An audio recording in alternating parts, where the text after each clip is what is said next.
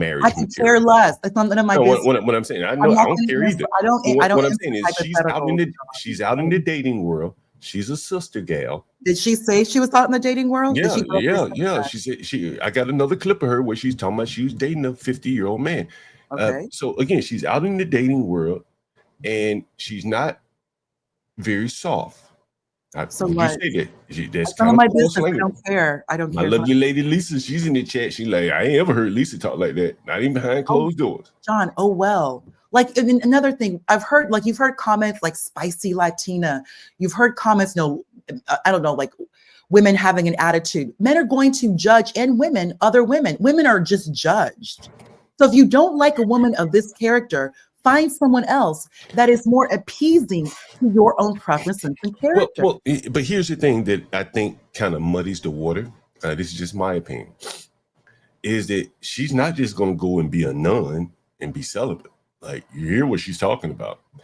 So she's going to go out and muddy the water for women who might be trying to, really be, from men and women who are trying to have a serious relationship. She'll go out there and throw herself at them and muddy the water.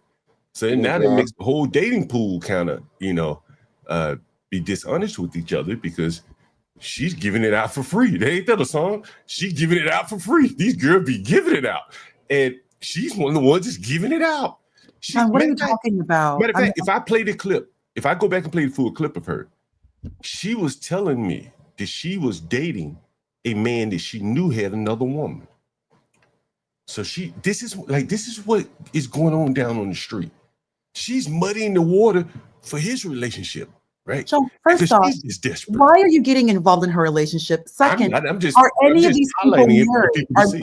Okay, so you want to bring up that she's dating a man who has another woman. Question number one, since you want to bring it up, is that man married to that other woman?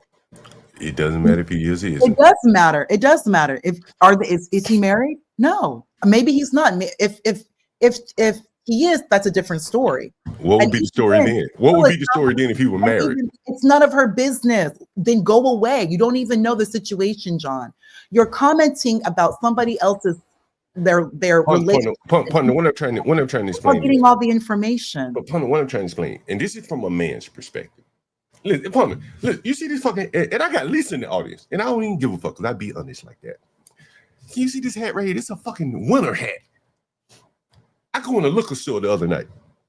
Lisa, put your hands over your ears. Some sister gal, she said, "Ooh, that's a nice hat." I had to touch my ears. I'm like, "What hat do I got on?" I ain't got but 3 hats, and I had my winter hat on. And I was like, "Do you like this fucking winter hat?" It just threw me off. Like, "You like this fucking winter hat?" And but do she really like the winter hat? I don't know. But the point is, like, that's a very desperate woman commenting me on this damn winter. Maybe she liked it. I don't know. I give her, but like, that's what is going on out here in Black America. They're just giving it out, and part of it is these women are very desperate, and it's, I would imagine, married or not, it's hard to maintain a marriage when you got these women just giving it out. That's my thought. I don't know. One of the things that I hear often is this alleged male loneliness epidemic. And I always wonder how these little social phenomenons apply when it just becomes Black America, right? Like the incel crisis. I don't really think there's a lot of incels in Black America. I mean, there may be some guys who just don't get laid, but I don't know if it's as pronounced as like the media would like to think. Because Black men, by and large, are kind of what's the word? Lustful. You know what I mean? Black men tend to be on the hunt. It's a cultural token in Black male life to be on the hunt. Mm-hmm. And the hunt almost never ends either. Yeah, hell yeah. He ain't lying. And so he ain't lying. Like, I don't know that Black men are really incels and lonely. And as a general rule, I don't think men are lonely the way people try to describe it. But I have a clip pulled up here in the Black background, bro. The women are experiencing loneliness and solitude like women have never known before. And I think you're on to something where there are a lot of Black women in Black America who just don't get the love they want I mean, some of it's for obvious reasons, some of it's for less obvious reasons. Damn, I fucking hate my life. I'm in the Amazon bathroom trying to like be quiet about it, but one thing really made me really upset. I saw a girl and the dude playing around, like flirting and stuff like that. And it's like, damn, do I look that motherfucking bad for me not to have nobody flirting with me? Damn. It's like half of it, I hate my fucking life. All the dudes flirt with the other girls. Dudes really don't flirt with me, or am I? It doesn't happen. It doesn't happen. Jeez. I know it's probably because the way I'm shaped, all types of stuff. But I had to go in the bathroom because I was literally about to cry. Nobody flirts with me. Now, John, here's the kicker though. Hey, hold on for 1 second before you say that. That's why we see all the fighting in these stores and shit. There you go. That's why if you fucking leave a ketchup out of the order, a pack of ketchup, she going into a rage, and it's inexplicable to the person, to the all seeing eye. You be like, what? Alone and unloved, bro. It's way more common than you want to acknowledge. Hey, listen, do you remember when I covered the sweet and sour killing here in DC? Does anyone remember that? That just sounds like a cartoon. Two little girls, 14 years old. Two little girls, 14 years old, on the night before school was to start, right where I do my live streams. It was a young black girl, and she was murdered by her friend over sweet and sour sauce. Universal said he remembers it. If I pull them pictures up, I ain't even got to tell you why. You know it. I've seen it, right? You know what I'm talking about. And that kind of anger, that shit started at 14 years old, right? 14 years old, that girl built up anger, probably been picked over, looked over, and the damn girl that she ended her life, she was probably gay because she had boyish-like features. She wasn't, highlighting her girlish-like features, but you could tell she was still kind of cute. And the brute girl that killed her, you look at her, she look kind of like this girl.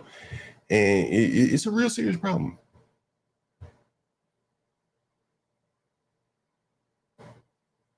Go ahead, Ponder. John, why are you using this image of the Baphomet to represent Black women? Is that the devil? Or you gonna let the devil? This literally is Cerberus. Hold on, come on now. Why she gotta be all that? Now you got to make me sense. Black women. You about to make me defend Black women. The worst, most frightening. This woman, that's not even a woman. For me, is public enemy number one. All of my problems that have ever occurred in my life, I really sat back for the past few years and thought about it. It always goes back to this creature on your screen. Damn. Why are you using this to represent Black women? Can I ask you a question? Actually, it wasn't even John. It was you, Hoodservative, which is no surprising. Hoodservative, please correct me if I'm wrong, but I do believe you may be in a ghetto marriage with a non-Black woman. Hopefully you do marry this woman and have a family and proceed and ride off into the sunset. You absolutely, this is what I don't understand. Struck a nerve. I struck a nerve, John. No, strike a nerve. You should do that. If you don't, I don't understand, like with a lot of Black men, you have full rights. The civil rights movement, first and foremost, was to allow you, that's really what you all wanted, to be with non-Black women and to not be unalived, to legally and safely be with non-Black women. It's been 60 years. You absolutely can be in a relationship, hopefully a marriage with a non-Black woman, and have non-Black children. You're 100% are no longer in the Black community. You are now in a non-Black woman's home. The mother is the home. The man, the father, is the household. You as a Black man, you cannot, it's not even just leaving the Black community. You can literally start a non-Black woman's home. a white woman's home. You can have children with a non-black woman. Therefore, you're starting a home, but with you as the household, because you're the man, with a non-black woman, and live your life to its fullest and its greatest, and be away from the Baphomet. There's no reason to even bring up the Baphomet. This is the problem. They are the problem. That when it comes to child abuse, when it comes to problems in the workplace, they are problem number one. They don't even work. I have story after story after story of my own experience with these type of women. If she's problem number one, how come I'm getting the hate for highlighting her? What hate? Why even bring it up? You look at what you just said about me. You just made up a whole character profile about me simply for highlighting it. Here, highlight what? What hate are you getting? You just made up an entire an FBI profile about me. What FBI because I highlighted your alleged mortal enemy. What FBI profile? Everything you just made up about me. The alleged marriage, the alleged white woman. Are you with a non? Like I said, you just made up an entire FBI profile because you have to look your enemy in the eye. And this is not your enemy. This is the other side of your coin. She is you too. She is you too, God damn it. That's the point. That's what you don't want. Once again have their knee on your neck. That is you. That's what you hate right now. She is you. Hate is the fact that you cannot. You hate you. You hate you. She is you. And you don't want to hate you, so you'd rather fight me. That's what's going on here. You don't want to hate the other image of you, so you want to fight me. Take responsibility. Everyone is fighting you. There's always a problem. They're fighting me. It's those people fighting me. You are a man, and you're complaining. You just made me the enemy. I didn't say anything negative about the woman. I didn't say one negative word about the woman. I was giving this woman as much empathy as I could. John was saying negative shit. He was laughing already. You just made me the problem because you don't want to look at your other self. You don't want to look at your other self. This is your inner self. This is the you that you run from. That is the black woman. Dolomite, you're 100%. That is the Baphomet. That statue in Times Square is that black woman on this screen. You never have to be with this statue, conservative. Go be. And everywhere you go, you're still her. Of course I am. And everywhere you go, you will never be accepted. That knee will be on your neck. I can live with that though. It doesn't bother me when dope things get killed by the police. For air. I have no concern about that. That's the difference. You're at war with your identity, and I'm at peace with my identity. That's the problem. You're at war, and I'm at peace. Be at peace with your fat bitch identity, bro. You have to be at peace with your inner fat bitch. That's the problem. You're at war with your inner fat bitch. Make peace with that inner fat bitch. That's what you got to do. I'm at war. That's what you got to do. You're at war with your inner fat bitch. Be with a non-black woman. Just go do it. You have an ugly inner fat bitch that is making you angry, and you need to be at peace with that shit. I'm at peace with my inner nigga, all right? My inner George Floyd is happy right now. My inner George Floyd is okay. You have an internal fat bitch that is driving you crazy right now, and you don't know what to do with that. Conservative, be with a non-black woman. Go marry a non-black woman. This will be solved. Have children with a non-black woman, marry her. That means the home will not be a black woman's home. It will be a non-black woman's home. Go do it. You absolutely can completely leave this lifestyle, completely leave black women. You can live a life where you will never even see not one black woman. Notice how I'm the problem, even though this is her own mortal enemy. That's her own statement. This is her enemy, but I'm problem am I saying that you are? I'm giving you a solution. I'm giving you a solution. No matter what I do, you will always have an inner. Of course, I'm giving you a solution. You still cannot take it. No matter who I marry, you will always have a raging fat bitch in your heart, and that's the problem. You are fighting. You are angry at peace with your inner black woman. There's an angry black woman inside you. You need to make peace with that. I'm giving you a solution. You are projecting at me when I'm giving you a solution. I'm giving you an actual solution to literally a lot of the issues right now. These women are the problem. I'm telling you, they're the problem. You as a black man, go and be with a non-black woman and have children and marry her. What is the source What of your is anger that? with me right now? What Again, anger am I giving I you? didn't even say I'm anything giving bad you about this solutions. woman. Why did the image She's of the this woman make you so Baphomet. upset? She is the problem. I'm not even being John. I'm not even being a smartass. I have adamantly always stated this woman is the problem. They are the problem in the workplace. They have multiple children with multiple men out of wedlock, and then they use their oldest Black child to run the home. These children abuse other Black children. They hate Black women. They hate Black children. They cause trouble in the workplace. And then professional Black women support them and encourage their bad behavior in the workplace. I've been experiencing this throughout my life. They So are why the can't you and I be allies in this moment? I don't need to allies, conservative. Go No, start. seriously, how your enemy is my enemy, but you want to hate me though? Why? You're still in No, the seriously, your enemy is my enemy, but you have venom for me though. Why? I'm looking at you as public enemy number one. And what have I said that you are in any way public enemy number one? Listen to you. You just made up an entire profile about me. You had to make me more of an enemy so you could hate me even more. Conservative. Maybe you don't want to be with the Black woman. That's actually again, all these things in your mind about me when you're not focused on your enemy. You and I share an enemy, but you're focused on me. You understand the problem that is right now? You yourself, you made it clear who your enemy is. You made it clear. I'm agreeing with you that she is our enemy, though, but you have this animosity toward me for highlighting her as our enemy. I'm giving you solutions. I'm literally stating solutions. And no, that's not my solution, though. You don't. It is not on you to make a solution for my life. There is no how is reason it on you to make a solution for me when we have a shared enemy in common? Be with a non-Black woman, relationship, marriage, children. Oh, it's not a solution. So you just want to spend your time complaining about the Baphomet as opposed to moving forward towards a better life where you never have to deal with them. You're a man. At the end of the day, you're still a man. What's the assumption that I'm having to deal with them? She just complained that nobody's dealing with her. But hold on, she just complained that nobody's dealing with her. Why is there an assumption that I'm dealing with her? Why even bring her up? Why even bring her up? Because we were having a conversation about the need that Black women have for attention and love and affection. Black women. We were talking about it already, weren't we? Why bring up Black women? Weren't we already talking about it already? We were literally talking about this, right?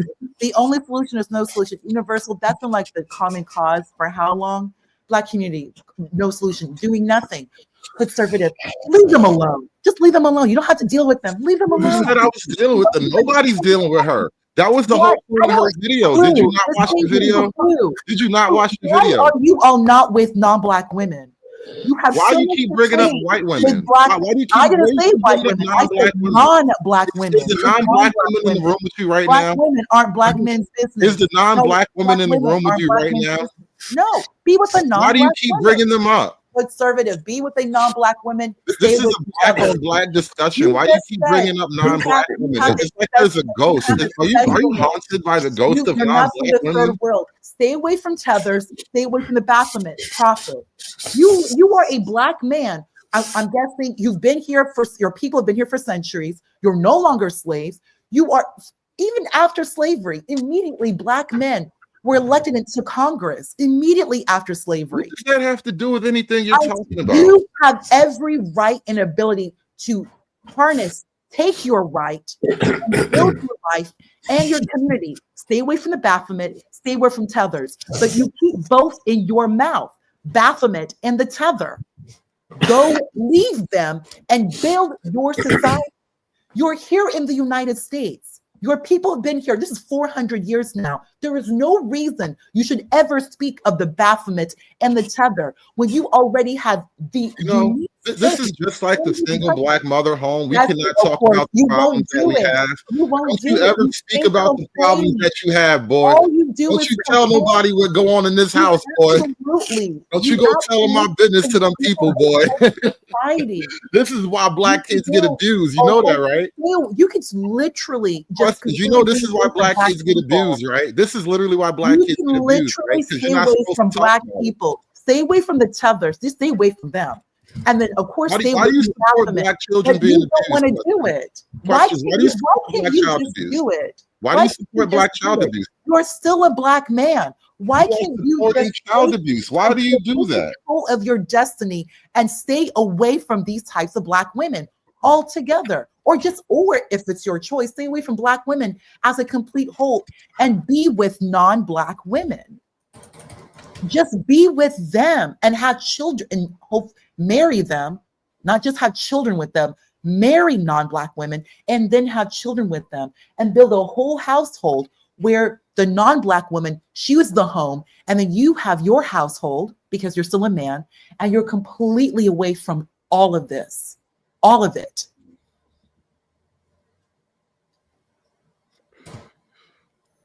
You feel better now? Are you going to do it? Why would I listen to you? Of course you're not going to listen. So we're going to stay in the same rut. You made yourself my enemy. Everything you've done is you positioned yourself as an enemy. Because I've heard a lot of Black men complain about this push about Black women being with white men. There's in the media, there's this push, Black women being with white men, Black women being with white men. I was like, that is true. And then when I heard it again on Tommy Sotomayor, he's here screaming at white men. He's angry at white men because they don't show that same manifestation, that same behavior about white. Wait a minute. Okay, wait a minute. What is he? Wait a minute. What is he angry at? What was Tommy angry about? That the white men were not. He went off on about what? About what though? Because that white men don't show that same fury of Black women being with white men. That white men, they'll talk about no.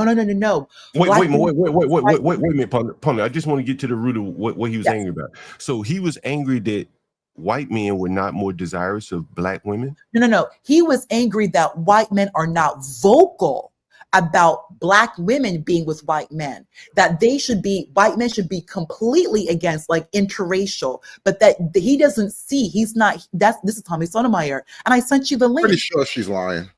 I sent you the link. You can watch it yourself. Watch it yourself, conservative. Stop being lazy. Watch it yourself. He went off John Galt and this was Tommy Sotomayor. He was on Myron's panel. Myron Gaines had a few other white guys on the panel. For some odd reason, Tommy brought this up that he didn't understand. He was he was angry. He was yelling back and forth with these white dudes. These white guys weren't even yelling back at him. How come that same type of fury, you all talk about Black men with white women? How come you don't say the same thing about white men with Black women? How come we don't and then one white guy's like, I don't think there should be any interracial, but nobody said anything else. Tommy just kept going off on it. And then he mentioned that the media keeps pushing Black men with white women. And then Tommy mentioned Diane Carroll. He literally mentioned Diane Carroll. Who is that? That's some actress. The Black actress, from I think the 80s. Notice we're on the white women again, right? That's a one-sided battle, bro. And then John, white women don't talk about you. Diane Carroll being like the F word by white men on television. Like Tommy brought this up. I was like, why are Black men expecting white men to speak as much about the interracial engagement of Black men with white women? It's like Tommy. Wait, hold on. Yes. From my understanding, and I haven't watched. I can bring the link right now. Okay, you can pull it up. But from my understanding, Tommy doesn't really like Black women. He's probably more in line with Hood. Is that right? No. He's more in line with Hood, correct? Yes, he does not. Okay. Tommy's one of my. He's like one of the OGs when it comes to going off. Right. I got it. Right. So let me try to desire. So Tommy is more in line with Hood, and he's mad at the white guys that they aren't what? Give me one sentence. That they are not showing that same fury of the interracial engagement of Black women with white men as they do. Why do you? I get it. So why do you think that is? I'm just telling you that. Because I'm here stating to this other person on your panel, be with non-Black women. I'm just do that because this bafflement on the screen right now is a problem. The best way to be rid of them, get away from them. Just get away. The more the rest of us get away from the bafflement, the better, so that they can group together in a collective and they'll be easier to expel. For some odd reason, conservatives, I don't know.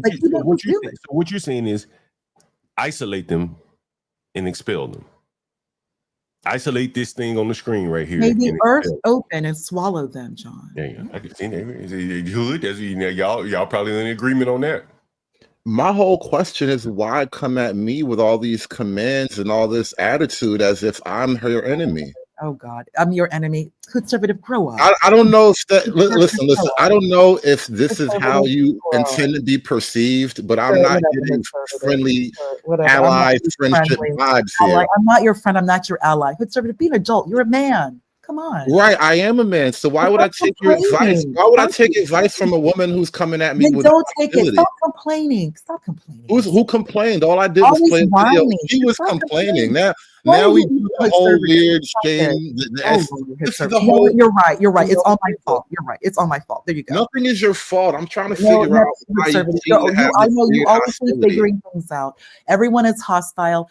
No, John, can I talk? Can the men talk to each other for a minute? John, can I talk to John for a second? I don't want to. No, you don't have to. Go ahead, Hood.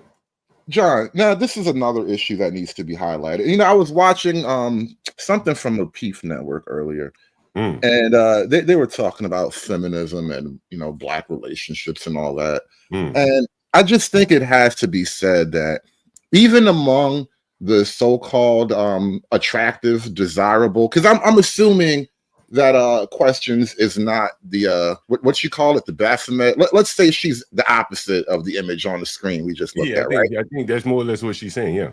Even among the decent looking, fit, feminine women, they aren't as friendly as the as we would need, right? And so what I fear is that we have this two-sided problem. One, you do have the obvious Baphomets out there, but then you have this quiet problem of a woman who's attractive and desirable, but ultimately unhospitable to the core. And then there's this question about, why do 25% of black men marry outside of the race? And I'm like, well, look at what we have to deal with: Baphomets and deceptive beauty. There's a maliciousness to this attraction here. Like, just because the women are attractive and they speak well, it doesn't mean they mean you well. Like, there's clearly an issue between the women. John, I literally said, nothing to do with marry non-black women. I don't know why. Why am I repeating myself? I repeatedly have been stating, marry non-black women. Why is that such a problem? I don't know. Hey, hold on. His mic is bad. You need to pay your bill. Hey, your mic is bad. Hey, why is it? I'm literally stating, John, these men should be with non-black women. Marry them. Not just have children with them. Marry them and have children with them. Build a home, non-black women, and then you, of course, have your household. I've said this repeatedly. I don't know why. It's just interesting that he's coming at me with such a response when I'm literally stating, do it. You have 20 of very few black men get married. They're the least likely to get married. It's about 30%. Of that 30%, 1/4 have married non-black women. The question is upon it. Hold on, your mic is terrible, bro. Take the echo cancellation off. Oh, okay, yeah, give me 1 second. You got that mulatto mic, bro. You need to pick a side. I can't even take it out, bro. Like, how is that? How is that bad? What I'm saying? I can't do it. You might have to do it How yourself. am I playing victim? Yeah. That's how am I playing? This reading comprehension has always been a little bit of a problem amongst black men. I literally have been repeating myself for I think like over 20 minutes now. Did she say it's a reading problem in a conversation? Be with non-black women. Just do it. Be with non-black women. Just do it. Be with non-black women. Marry them. Have children. And John, is my mic any better? Yeah, away from the Baphomet. Oh, I'm talking big crowd. It's so interesting how all these black men have so much to say about me, but I am literally repeating myself. Be with non-black women. I can't agree with you, Questions upon the. Now I do give you credit. I do give you credit for suggesting that Black American women, Black American men deal with non-Black American women. I respect you for that. And it's true that hood servitive booty claps for the whites. That is true. But it must also be noted that the Black American woman is a genocidal creature. If we look at the literal millions of Black American babies that the Black American woman has deleted. Questions to ponder. With all due respect, you have to understand why the Black American woman receives criticism. Really, it's inevitable. And mulatto, as I stated, solutions. Be with someone else, marry them, have their children, build this Yes, because yes. it's at a point right now. It's at a What did point you right call now. them? What did you call them, Family Leather? What? What? I They never are heard Black American women are genocidal creatures. Literally, they are. With all due respect, but go ahead. Questions upon the because you was I'm making a just, good point. there is Hey, a you know, I group want to talk to you about that when you're done. Yes. when first, I'm not even going to the that debate, the AB, the Planned Parenthood debate. When I'm speaking of is the children she has here and the level of abuse. It's just too much and it's so sad. I don't know if you're familiar with that person, J Prince. It's his oldest daughter is going through a lot. She's going through a lot. But one thing I know for a fact, his children, his daughters are safer and better with JP than with their mother. That I know for a fact. I know for that even though she's going through a lot, to be in JP's household under his protection and just being with her father, that is a better place than being with a single mother. I know what I've dealt with, my own personal, and I have story after story about how these women behave, how they behave. They are problem number one towards other Black women. It's so disturbing. I myself, as a Black woman, I'm 100%, that I look at my own aesthetic and I know that she is literally my own enemy. There's other YouTube channels that actually discuss this, and it's very, very sad and disturbing, but it is what it is. And I myself, I'm solutions oriented. I don't like, if I'm going to state a problem, I have to give a solution. For the best thing, number one, Black men, stop having children with them out of wedlock. Just stop. Be with other women, but marry these other women.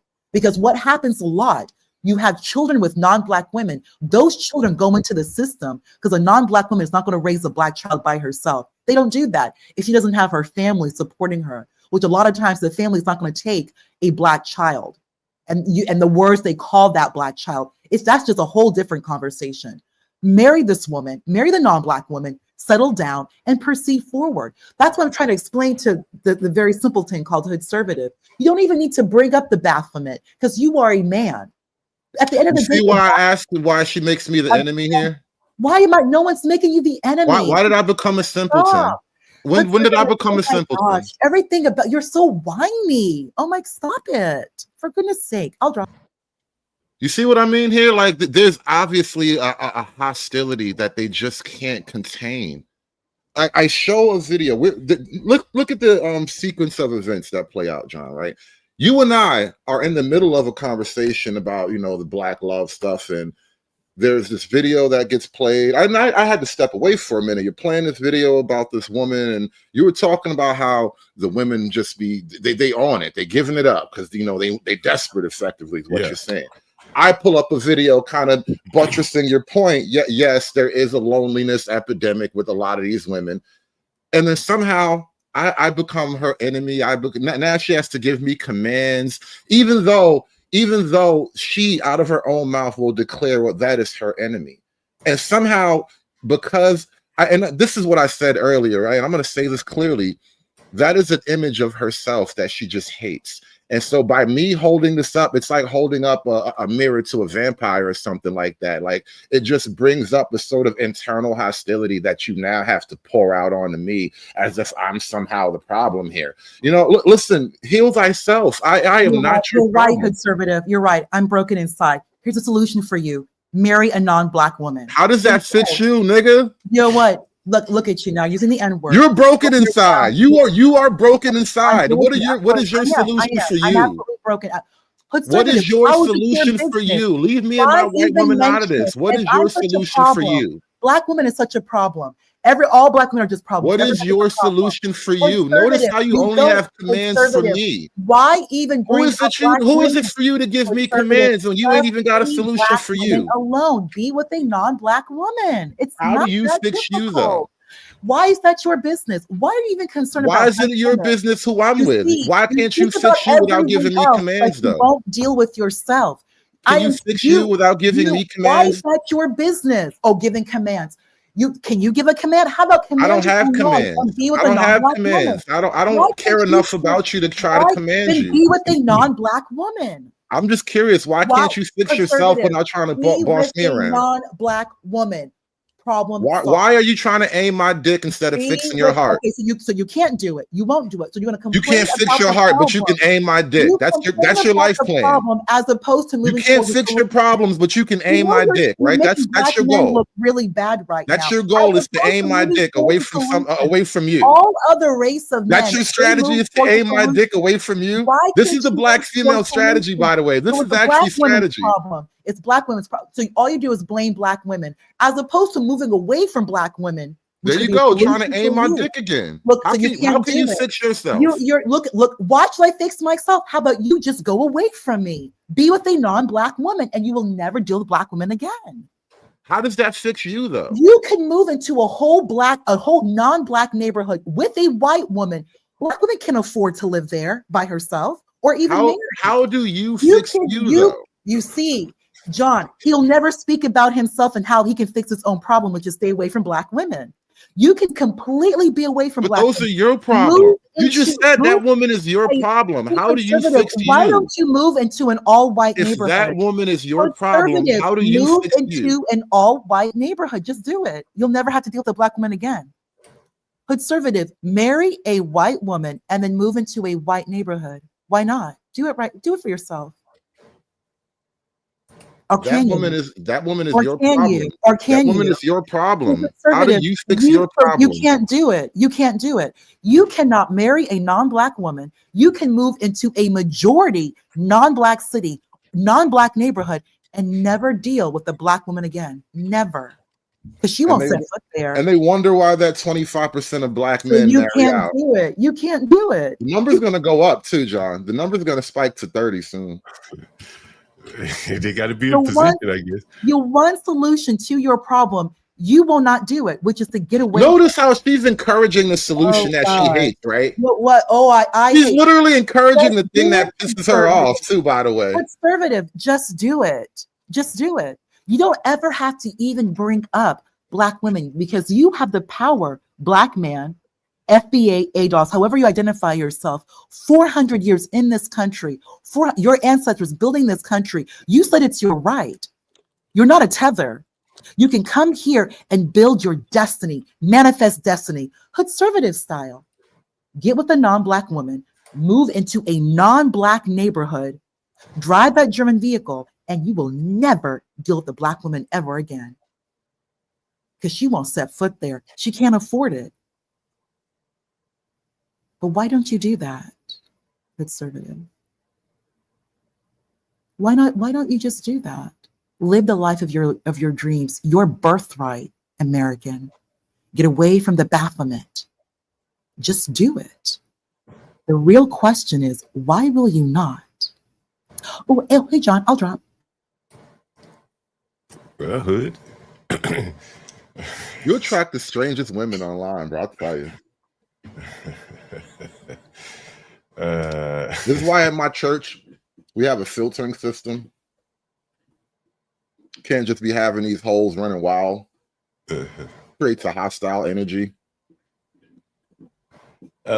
You do ask a serious question though. That again, I think that the more black men interracially date, I think it creates an even bigger problem because I think the majority of these women, like my lovely lady Lisa, who's in the chat earlier, they do desire a black man. But I think the black man cannot meet their standards because in many cases, their standards are artificially high because they have artificially high paying jobs and things like that. And that is part of it. It reminds me of an interview. It was a I don't even think it's about money as much as like the women say.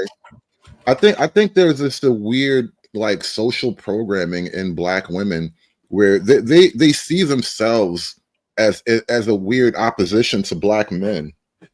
Like, think about how many women, how casually a lot of black women will say shit like, "I'll never let no man tell me." Like, by and large, you're talking about black men. Yeah, by and large, yeah. And so, like, there is just this weird oppositional hostility that, and it's almost one-sided. And this is what kills me. Like, you don't really hear a lot of men. Like, I had this conversation when we were on Drip Show once. Shout out to the Drip Nation. This is on Drip Nation show. One lady up there was, the question was asked, can women raise men, right? And as you know, obviously as a man, I was like, it doesn't really go as well as you might. It's not so much that they can't, it's just that it doesn't produce the best results, right? And so the woman, she asked the question and she's like, yeah, absolutely, we can do it all, da da da da. And then my response to her was that, you know, when women talk like that, what we hear as men is that there's just no room for us in your life, right? Because if you can even raise the men without us, then what are we good for, right? Just dick and feelings. Like, I'm just here to give you dick and make you feel good about your life. Like, it creates this weird space between the men and the women. And I swear to God, it's a one-sided thing where the women feel a certain way about the men and the men just want to love the women, right? And this is really what I see from the men on the panels, bro. They just want a pat on the head, bro. And niggas will put up with a lot of shit to get a head pat, bro. You know, I mentioned this. I don't disagree with you. I mentioned this salary earlier, and I remember interviewing this lady right here. Let me pull her up. I remember interviewing this lady right here, and I think she really represents what the problem is. And it's not a problem, but it's the situation on the ground. This lady makes a lot of money, you know, relatively. Probably makes above her, probably above what she should be making. Let's say she makes above average income. And let me see if I can find. What she says. Let's see. Where do you live? She told me she lives in. Where does she live? In Montgomery County. Montgomery County. I'm gonna find this. I want you to listen to this. Anyway, we'll just listen to a little bit of it and see what she says. Have you been watching the DNC? I have. Okay. Okay. Then. Yeah, I voted for Kamala. Sorry. Yeah, you know, I don't want to. Kamala Harris. Absolutely. You know, you're supposed to say Kamala. Kamala. Sorry. Yeah, you know, I don't want you to get it right now. Did you like Biden? Did I like Biden? He was okay. It was okay. I would have voted for him if he didn't drop out. I would have voted for him. Yeah. Mm-hmm. Oh, they say she's not black. What? That's what you feel. You can't. Hey, someone want to know. Someone wants to know how is dating. I don't care if she was green. Someone wants to know how is dating in DC. Trash. Okay, so why is it trash? Dating in DC is trash. Why? You tell me. I don't think it's just DC. I think everywhere it's just not. The men ain't hitting. Why aren't they hitting? Why aren't they hitting? I don't think we're equally yoked. Explain it to me. In career, education, where we want to go in life, like it's just such a difference. Woof. Like, nigga, woof. Man, these two people going in separate directions. Listen to what she's saying. I got something to follow this video up too, John, because this is a deeper conversation. Universe, can you come up? You can bring yourself up, right? Yeah. You need me to bring you up? Oh, okay, yeah. All right. Universe, you remember this conversation, right? I did. My comment made a feature in the clip, so yeah, I remember it. I remember this woman, and she was making right at 100,000. It was like 90,000. She was living in a good neighborhood in an apartment. Mm-hmm. Bro, it's gonna be hard for her to find a man that she's gonna allow in her life around this area. You understand? Mm-hmm. Right? Without taking a step back, which she probably not willing to take. She living pretty decently, got guaranteed job. Well, up until Doge. I don't know if it Doge affected her, but like, what man can she bring into her life that's gonna upgrade her? He's gonna be making at least $30,000 to $40,000 more than her, and probably have equal education from her standard, if not better. Let me replay this, Universe, since you just joined. I want you you may have heard it, but I want you to hear this, man. Like, these are some devastating words about dating in the black community. This is not like an overly attractive girl, correct? This ain't a girl with very high standards, right? She can't go out here and get Tom Brady, the black Tom Brady, right? Am I wrong? Jalen Hurts. Right, like she's not pulling. She's not turning heads when she goes to the club. Is that correct, Hood? Yeah, fair. Yeah, I don't want to talk against your type. If this, she's all right. She's all right. That's what I'm saying. She's just all right, right? Mm-hmm. Yeah. She ain't gonna put no pep in your step, right? She's not gonna put pep in your step. Is that fair? Correct. Is that fair? I just want to know where we all stand. She got solid homemaker capabilities. So I'll put it that way. Well, you're gonna hear more. Maybe you change your mind. Oh, they say she's not black. Well, if that's what you feel, you can't. Hey, someone want to know. Someone wants to know how is dating. If she was green. Someone wants to know how is dating in DC. Trash. Okay, so why is it trash? Dating in DC is trash. Why? You tell me. I don't think it's just DC. I think everywhere it's just not. The men ain't hitting. The men ain't hitting. And then she goes on. Why aren't they hitting? Why aren't they hitting? I don't think we're equally yoked. Explain it to me. In career, education, where we want to go in life, like it's just such that's everything. Yeah, that's it. But the thing is, and I know people are gonna say this is an anecdotal experience. A lot of these women, and again, and I come up here, I say this shit every time. It's generational as well. This woman is I think she's under 35, if I remember correctly. Yeah, she was. This is the mentality that a lot of them have, and it's just gonna make it harder to get the guy that they want across races, honestly. But if we're talking specifically about black men, oof, good luck. Yeah, listen, that's the clip I got, bro. This is not even a black issue as much as we like to imagine. This is a Western culture, structural, social, political issue, man. Yeah. But I think, depends on where you are. You can kind of, look at Ryan. I think it depends on where you are. You can reach her standards. I think there's just very few black men that can reach her standards. If they can reach her standards, then she's not of their standard. That's the problem. Can you big screen the video? I want to see about it. I want to put a little bit more of it. Hopefully we get into her salary and shit like that. Come on, big screen here. Big screen. Is it? What the fuck is taking? There we go. A difference. Like I feel like women. Did it stop? Sorry. We're always trying to succeed and be in a different place than we are, and men are comfortable where they are. Not all men. So you found the men that you try to date, you be like you're ahead of them professionally. I feel like I'm always ahead of the men that try to date me. So yes. She's ahead of the men that try to date her, which also means the men that you would like to date don't try to date her. Correct. Say that one more time. Correct. Which also means that the men she would like to date don't try to date her. Correct. So that she's left with the men. She could like women are in this weird position where you can almost only date the men that come towards you because women don't approach like that. So what she's saying is the men that are in her pool, the men that put themselves in her pool are almost always men that have less than her in one significant they're beneath me. That's right. That is correct. So that's a problem that's very difficult to solve. Would you say that's fair? This is what I mean. This is a structural problem because this is a widespread female problem. Yeah, it's a very serious problem right here.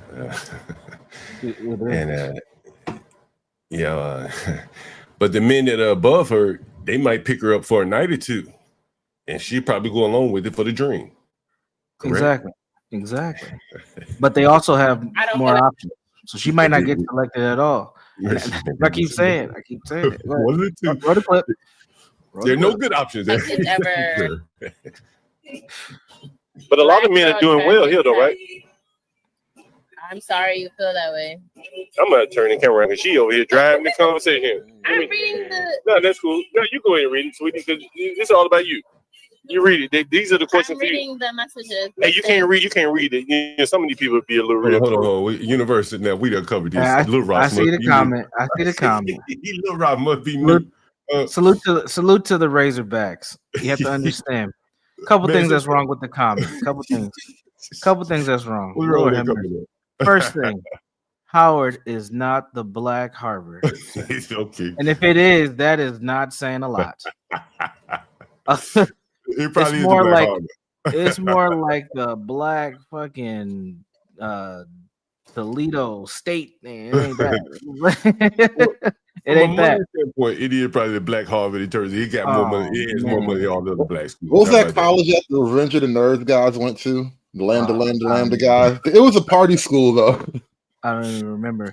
The other problem that they do have on these elite black colleges is that there's not a lot of men there, so they're already forced to share that elite level. If we're gonna say their elite level of men, they're already struggling. So what ends up happening is they start messing around with the community dudes because they need to have access. And where are most black colleges? Yeah, that's probably why there was a shooting at Howard. Yeah, right? remember not just at Howard. Damn near every HBCU has had a shooting over the last 2 years. Now, this is where like my deeper political vision kind of comes into play, and it gets me in trouble when I point this out. But this is a problem of promoting women. I mean, it almost always goes back to like the whole voting issue, whatever, because women are not going to vote in a way that corrects this problem. They would only vote in a way that gives them more of the thing that's pushing them away from men. And so now it just becomes like what do you call that thing? It's a feedback loop now, right? Because like how are they going to get out of this situation? The only way to get out of this situation is to stop promoting women. You know that sign with Myron Gaines where he says women deserve less? Like that's literally the solve, right? Because they have so much that the men around them just don't appear worth it in their mind. Like the algorithm for staying with a man just doesn't fit for them anymore. And so the only solution is for them to have less. If you had less, the men would look more appealing.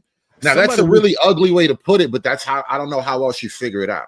Somebody mentioned Howard University. Because I've been having a discussion with some people. What's the ratio like at Howard Dental School for men versus women? The ratio, for the dental school, I think it's more female for sure, but like it's probably 60-40. 60-40, what's that? Women to men or men to women? Women and men. Nigga, that's in the dental school. I mean, if you're see the crazy thing about all this, and it's funny because we're sitting here arguing against this, but this scenario really does set up men of means. Like it's a win-win for a guy. If you got time, resources, and you know the damn desire. You flying through them. Let's take the hedonism off the table for a minute, because that is true. That is totally true, and that's what's happening. But on a more practical level, this is a class war. Yes. This is extremely brutal class war. Yes. And so what happens is you're in a way that's almost invisible to like statisticians or whatever. You are hindering upward mobility by crippling family formation at a nuclear level. Correct. Like right from the atomic formation of a family, it's just not happening properly. And now people don't even understand what's going on around them anymore. Yep.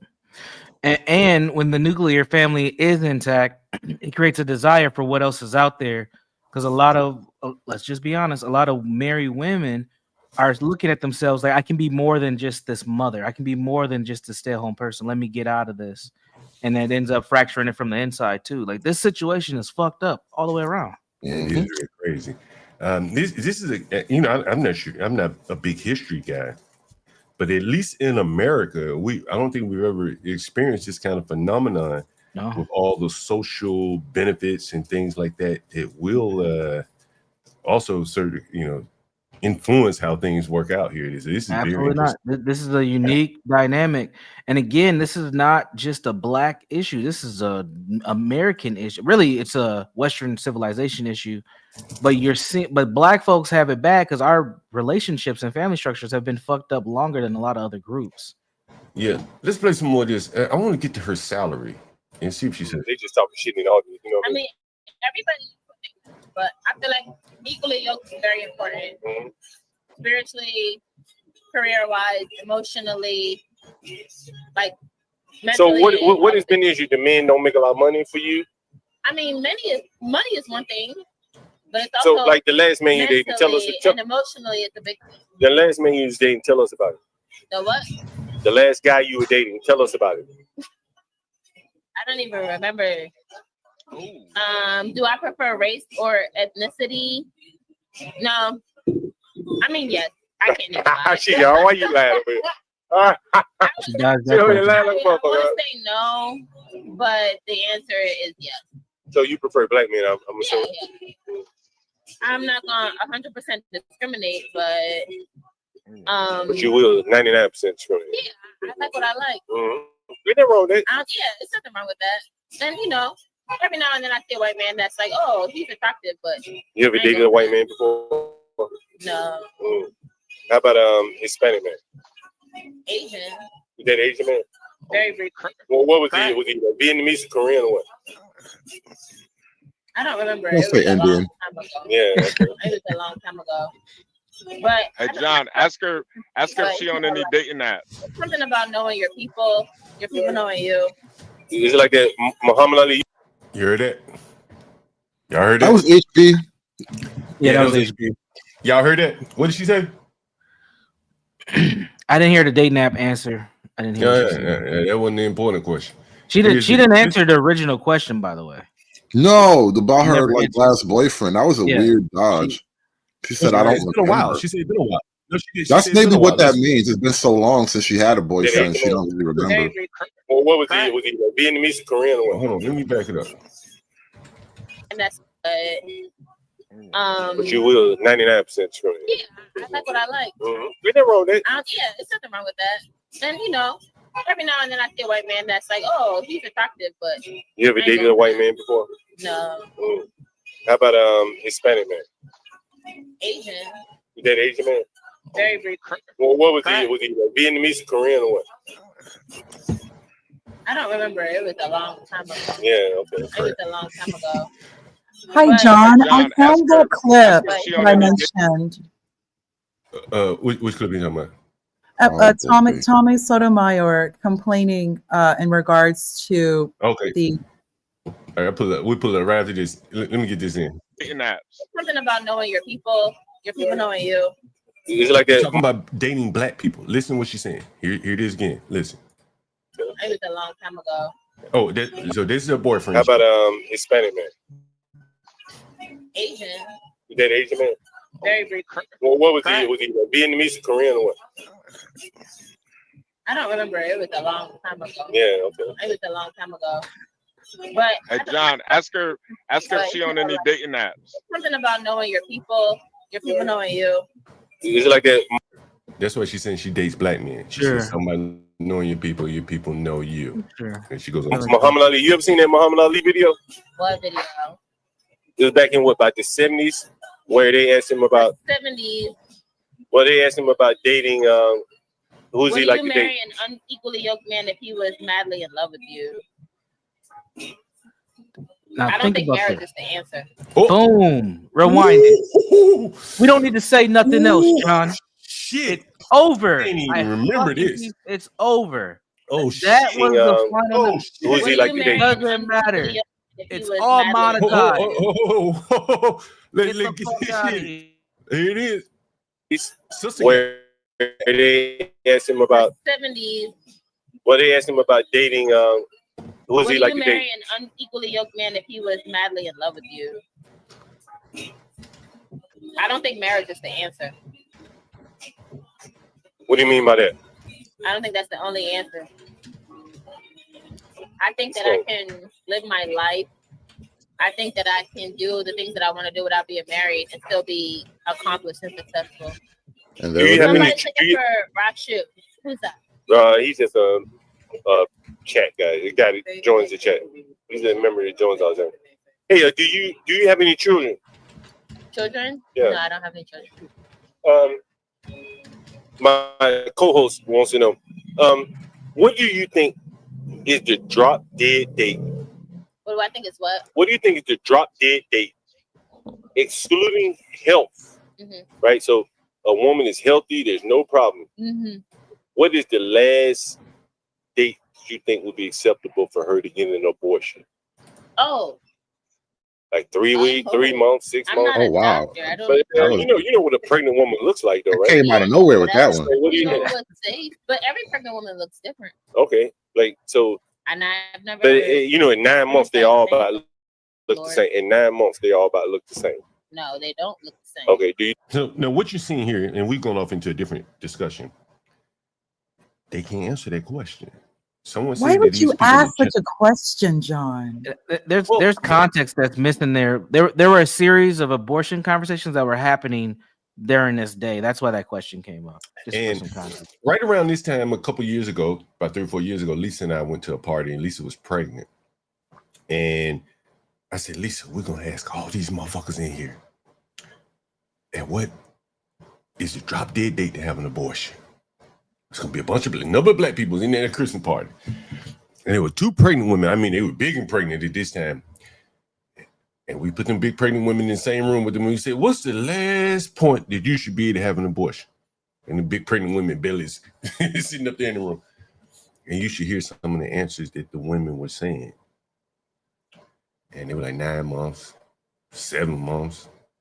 And they had to act like they didn't know things because they know what 7 months looks like. If she's made it to make $100,000 in America and she don't know what 7 months pregnant look like, we got some real serious IQ problems here. But this is how these people have to tell lies to themselves and can't admit the truth. And this is some Izzy Bands type shit here. You think it would be okay to have an abortion? Question to ask someone. Let us scoot over a little bit, right, girl?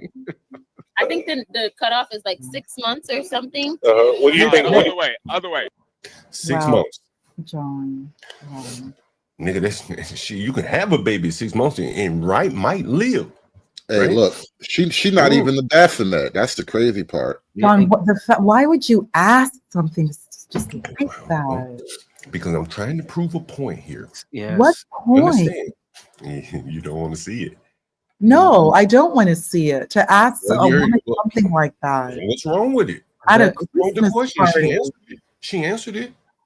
No, You see any problem with the question? She could have said, "I want to answer that." Ponder, are you talking about the Christmas party, or are you talking Just about asking this such young a lady right question here? in general to Okay. even bring up something like that. Wow, like, wow. It is kind of crazy for Chris party. I will give you that. Just, I don't think women can fight so hard for something and then on the other hand say nobody has the right to talk about it. What I'm trying to expose is like, honestly, again, go back to the Christmas party. I called Lisa up on the phone to further prove my point. and what point is that? A lot of these motherfuckers don't have any moral core. Doesn't, yeah. You understand what I'm saying? Like, this is part of the other issue why these people are having problems. I could go through clip after clip of women backdooring men and men backdooring women, and hell, the UAB player just killed. Like, did he kill his girlfriend? Or he killed 2 of his players and shot, stabbed them. He just all over on woman, you know, she with another man. It's just crazy out here. Just totally insane. And nowhere is there like a moral check. 6 months. That's cool with me. Well, what about 7 months? Okay, motherfucker, whatever you say. How about 8 months? Okay, well, cool. Well, Kamala said 9. Okay, well, I'm voting for Kamala. If Kamala said 9, then cool. And she's a Kamala voter too. Like, she said that. You ask her why, they ain't got no fucking idea. There's just no moral core. There's no there. No beliefs. You could John, walk. if you were asking a woman about something like that, You how about ask men about getting married? But she's not on. There's no man there. Unbelievable There's no to man there. ask someone like that. What I'm saying, She doesn't even believe in marriage either. But you will deflect doesn't believe in against marriage. black men in the marriage who Hold on, don't hold get on, married. hold How on, about get married hold to on, these women Hold on, Ponder. before you? Like, hold on, Ponder. I could sit a 6 months pregnant woman right beside her, and she'd be like, "Yeah, it's cool if you just go ahead and abort that baby, ain't no problem." Nobody. A man like me is not gonna marry a woman that has no moral core. John, you don't get married at all. Black men don't get I ain't married. gonna date a woman Black without men a don't moral get core. married. But you can't date a woman without a moral core. A woman that just said 7 months is You okay. can't. How can a woman date a man who has no like direction to ever get married? Of course, I'll nut in you if you get pregnant. That's your problem. These women don't want But you marriage. don't even get married. They don't Black want men marriage. are the least likely to even be married, but they'll have children out of wedlock. And in the same breath, shame women who get abortion and ask them about abortion at a Christmas party. Hold on. Only one person. Wow. I laid the stream. Look, I laid the stream off. I laid the stream. Come on, Ponder, one at a time. I laid the stream off with me showing drip, and I want to get to the reason why I show drip, and I'm going to show you why. What is the drip? This is drip. It's very pointed again, and this is me talking to drip. But he makes his living. His bread gets buttered by it. It's me talking to drip, and it's just one thing drip said. Yeah, and I asked him the question, and he's gonna answer. You know, he's a very insightful guy. You know, he talks about the business. He's very talented, so he can kind of, one man. He talks. John, I seen big screen, John, big screen. Okay, I'm seeing all these other guys. I guess Tekashi right now. Like Adam got and what's it? And he really y'all. No, go ahead. You got it. Man, I was listening to DJ Academics. I don't know if you. Who child? So for instance, when he may be able to bully his, as he says, bully the scene as a one-man show, but not many people are that type of an example. Very good. But that motherfucker be working and shut up. So I'm gonna let the other days make it. But now a few people didn't like. How do you feel personally about the Pretty Lady? Watch the show for, and it's something I want to ask her make money, and I think that's the unfortunate. That's why he was right. You know what I'm saying? Like, that's all I'm saying. Nah, I think, man. Okay, point conceded. Your neighbor is bad. Okay, point conceded. Oh, damn. Yeah. And then he hold on. I asked Drip a question.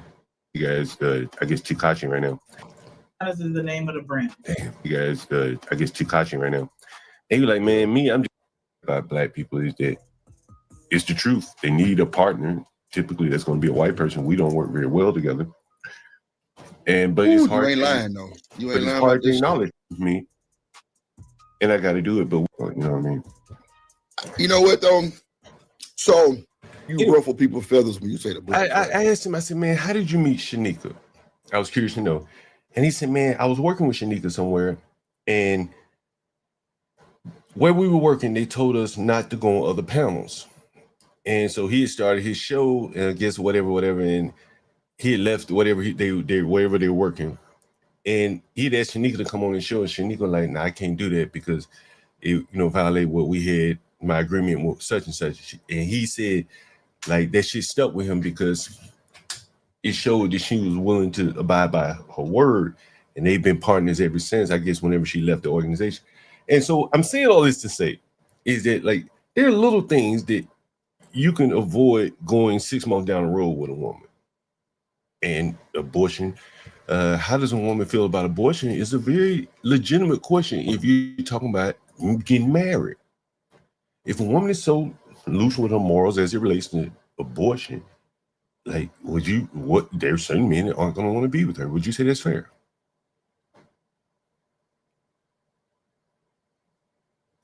Yeah. I think that's fair. Yeah. And so, so with this woman, she's saying 6-7 months. Would they be for you guys? If you heard that, I know you don't like that I asked the question, but would that be a turn on or a turn off for you? Some men it might be a turn on. For me, I think that's too far down the road. And ultimately, I think the answer comes from making a choice. Do I want to keep my life moving forward? And I'm assuming this is her first child. Or do I want to make a family? And a lot of women are choosing to keep their life moving forward. I mean, she pretty much gave a prelude to this answer in her previous answer.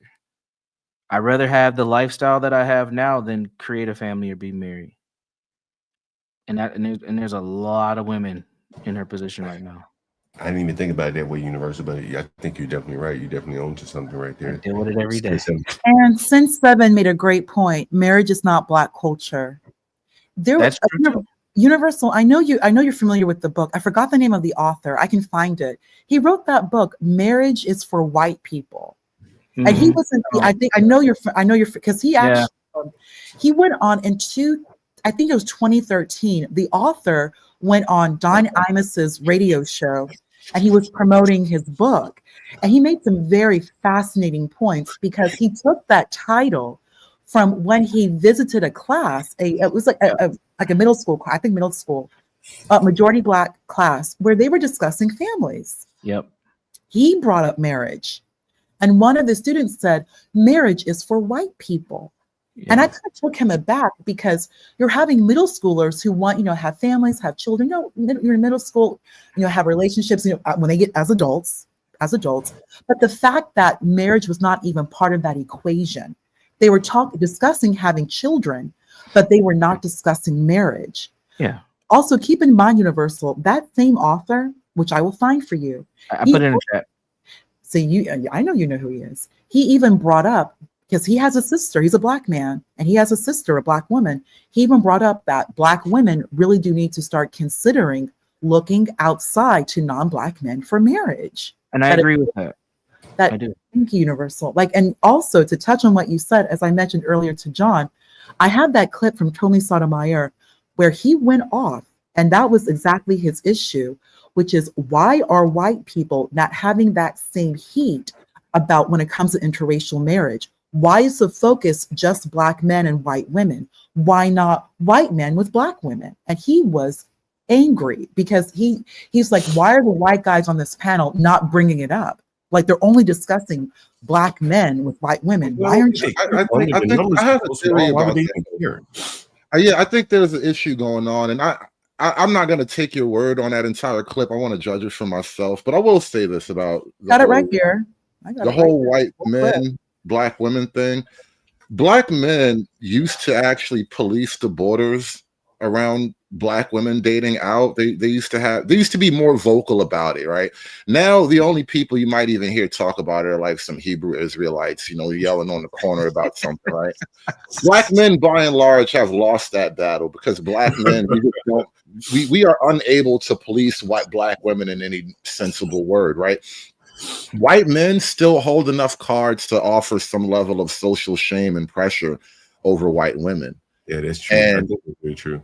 And so now it becomes a sort of value judgment. Like Black men, it's not worth the fight to try to police Black women. What do you get out of it anyway? Whereas with white men and white women, there's still something they're trying to hold on to. There's economic value in that. And so I think it's just a completely different game. Yeah, it's just a whole game. And then not for nothing, Black men don't really care for, white men don't really care for Black women in any meaningful way statistically. So it's almost a non-issue. I'm gonna tell you this. I was at a bar the other night. You wish conservative. Like keep this leaving. I don't know this. I was at a bar the other night and I just sat down random seat at the bar. And this fucking girl kept swinging her weave on it kept hitting my arm. That shit disgusted me, right? Just that nasty shit swinging on my arm. It probably would disgust me if it was her real hair, but some weave, that shit like a rope hitting me on my arm.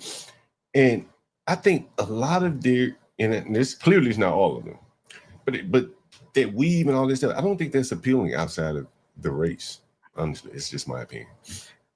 One thing Sotomayor brought up is that this is, and other people have mentioned this too, that there is a media push. Sotomayor blames the small hat people, but that there is a media push for for Black women to be open to non-Black men, specifically white men.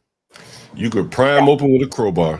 To Like keep trying. they still got mountains to climb there. Like Like that woman even on that I will woman. Not only that, John, black women complain yes, about that. They want to be that figure next to the white man in the meeting. absolutely not hoodservative. 100% Absolutely not. do. They absolutely do. Not. Absolutely not.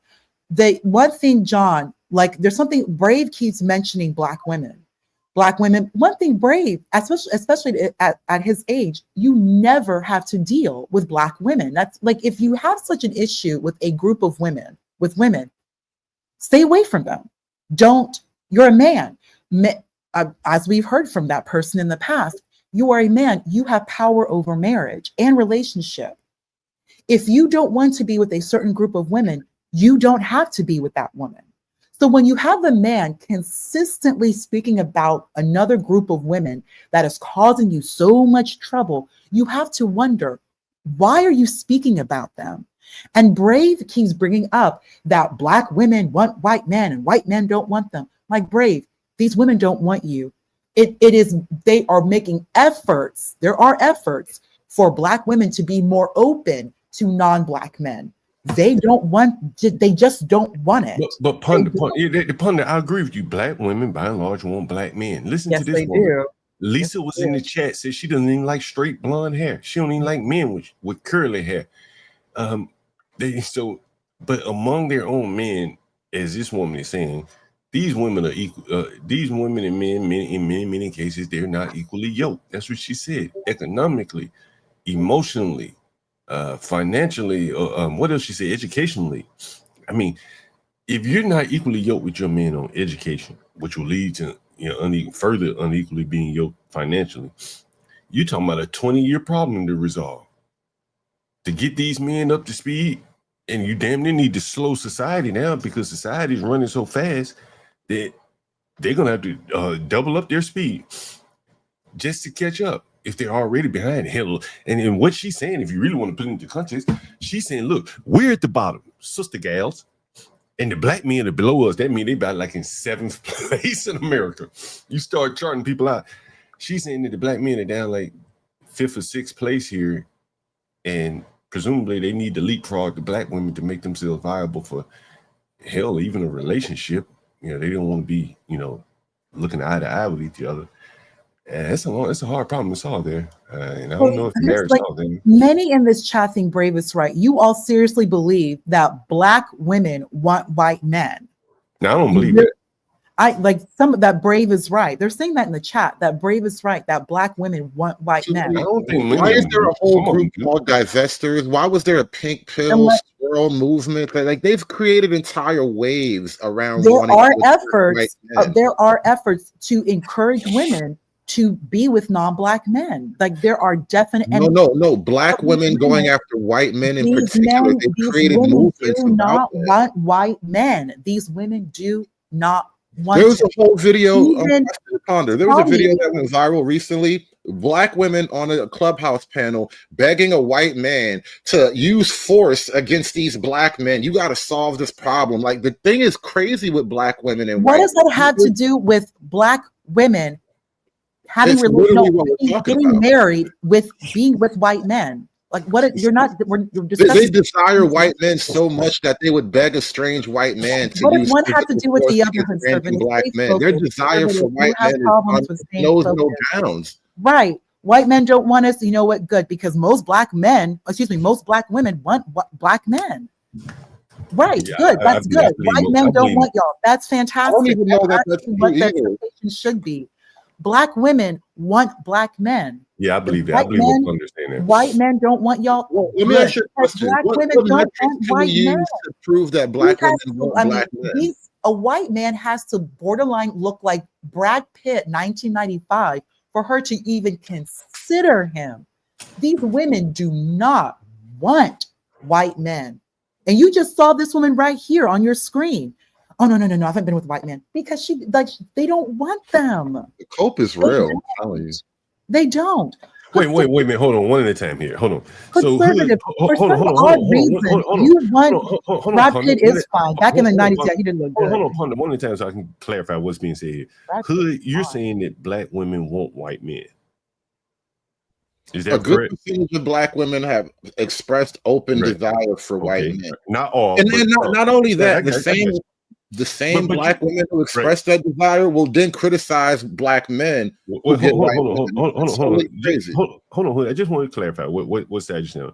You're saying that there are groups of black women that are desirous of white men, and then that would lead you to assume that there is also a group that don't want white men, right? Of That's course, fair. the majority Right. of every people in their group maintains stays Right, within their right, group. right. I'm just saying Black women do want white men to a Okay. greater degree than Now here's my question. Now allowing. here's my question to you, right? Of those black women that are desirous of white men, how viable are they as candidates? Do you think they are? Oh, overwhelmingly, most are not. Okay. Now ponder. You think that most black women want other black men, correct? Correct. But you will agree that there's a group of black women that want white men. Would you say Oh that's yeah. fair?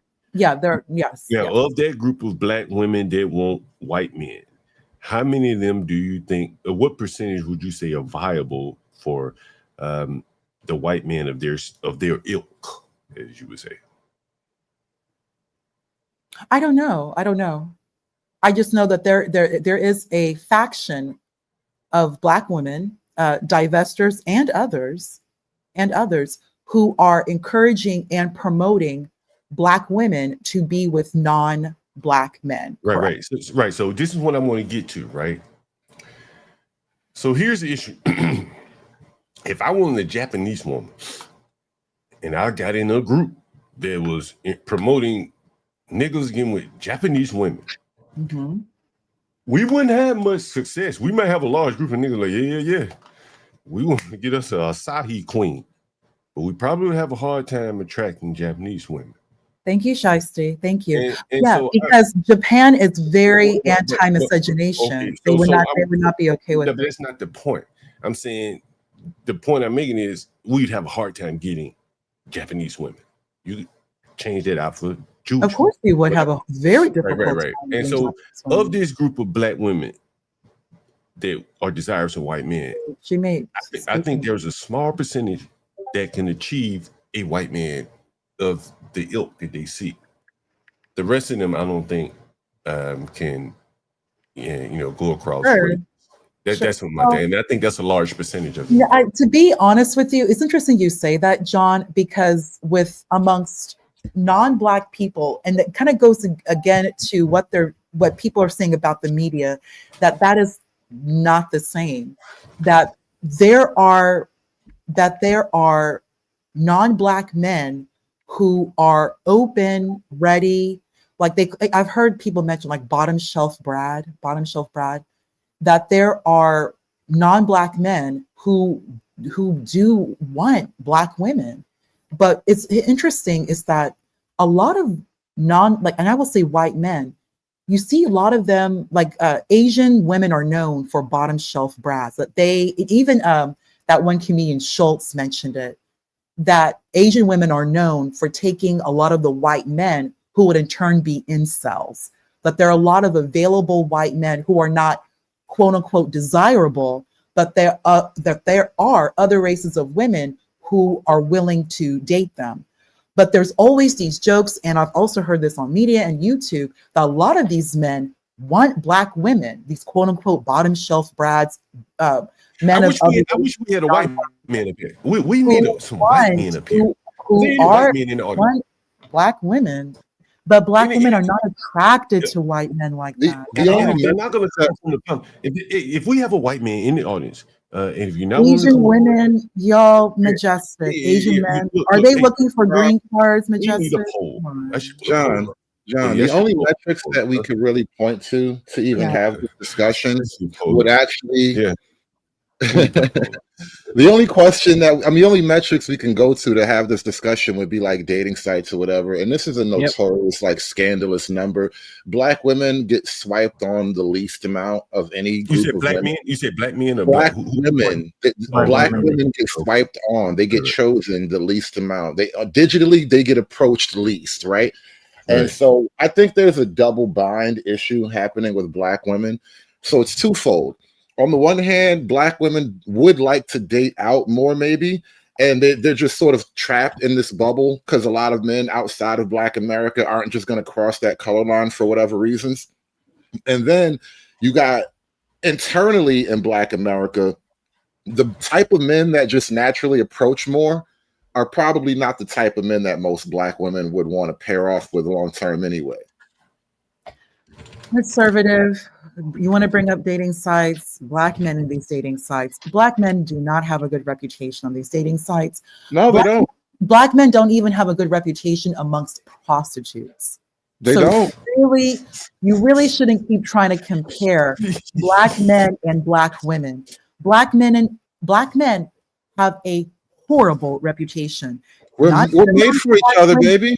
Black men and their reputation amongst non-Black women, when it comes to dating sites, when it comes to cheating, when it comes to marriage, when you look at the majority of children who are in foster care, family services across all 50 states are biracial children.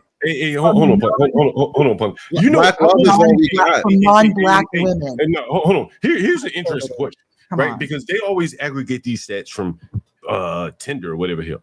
Right. What about when these Black love sites? Don't they have these Black love sites? I would love to see what is the profile of the women on a Black love site getting swiped. A big fat Keisha, or is it all the red bones? You should look what up. No, Look you probably can't look it up. Can we red bones or the can we read the super chat real quick? I want to just try this question. And shout out to my man SKC, the Coon of Coons, with the $2 super chat. He says, "Ask Ponder the breakfast question." Hood. Question: how would you feel if you haven't had breakfast?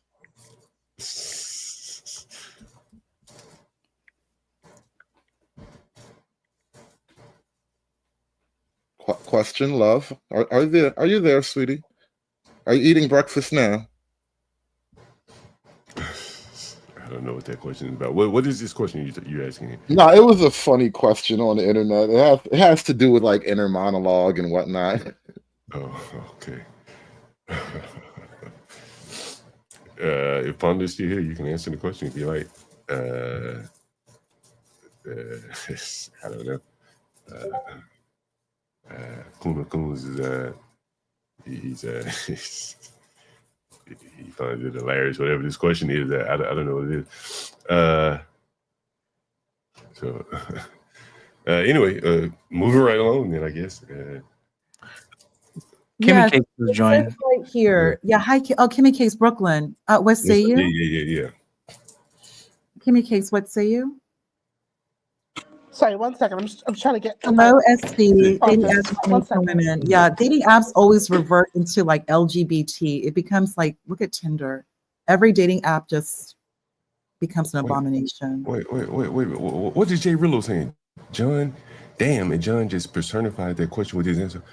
What is he saying right? I don't even know if that's accurate.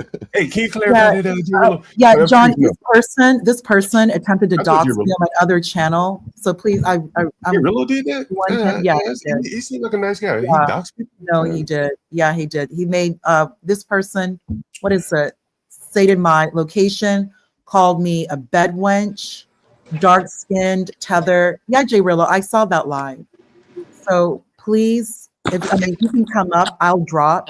Yes, you did. Yeah, you did. Yes, you did. Stated my location, spoke about me at length. This was a few months ago on that other person's live with Solid Snake, American Man, and that old lady from Utah. I've never even spoken to this person. Oh, Jay Rillo. Yeah, I don't in any way. This person, and gave a location. Yeah, this person who looks like that woman who unalived Selena with those man tits called me a bed wench. No way am I in any way. And what is the bed wench? That'd be great. That character, that sick character can say it. What is a bed wench? That's sick. Is Jay Rillo black? Well, is clearly he black? is questioning. No, he's not. No, he he's a black man? He absolutely wishes. I thought he was black.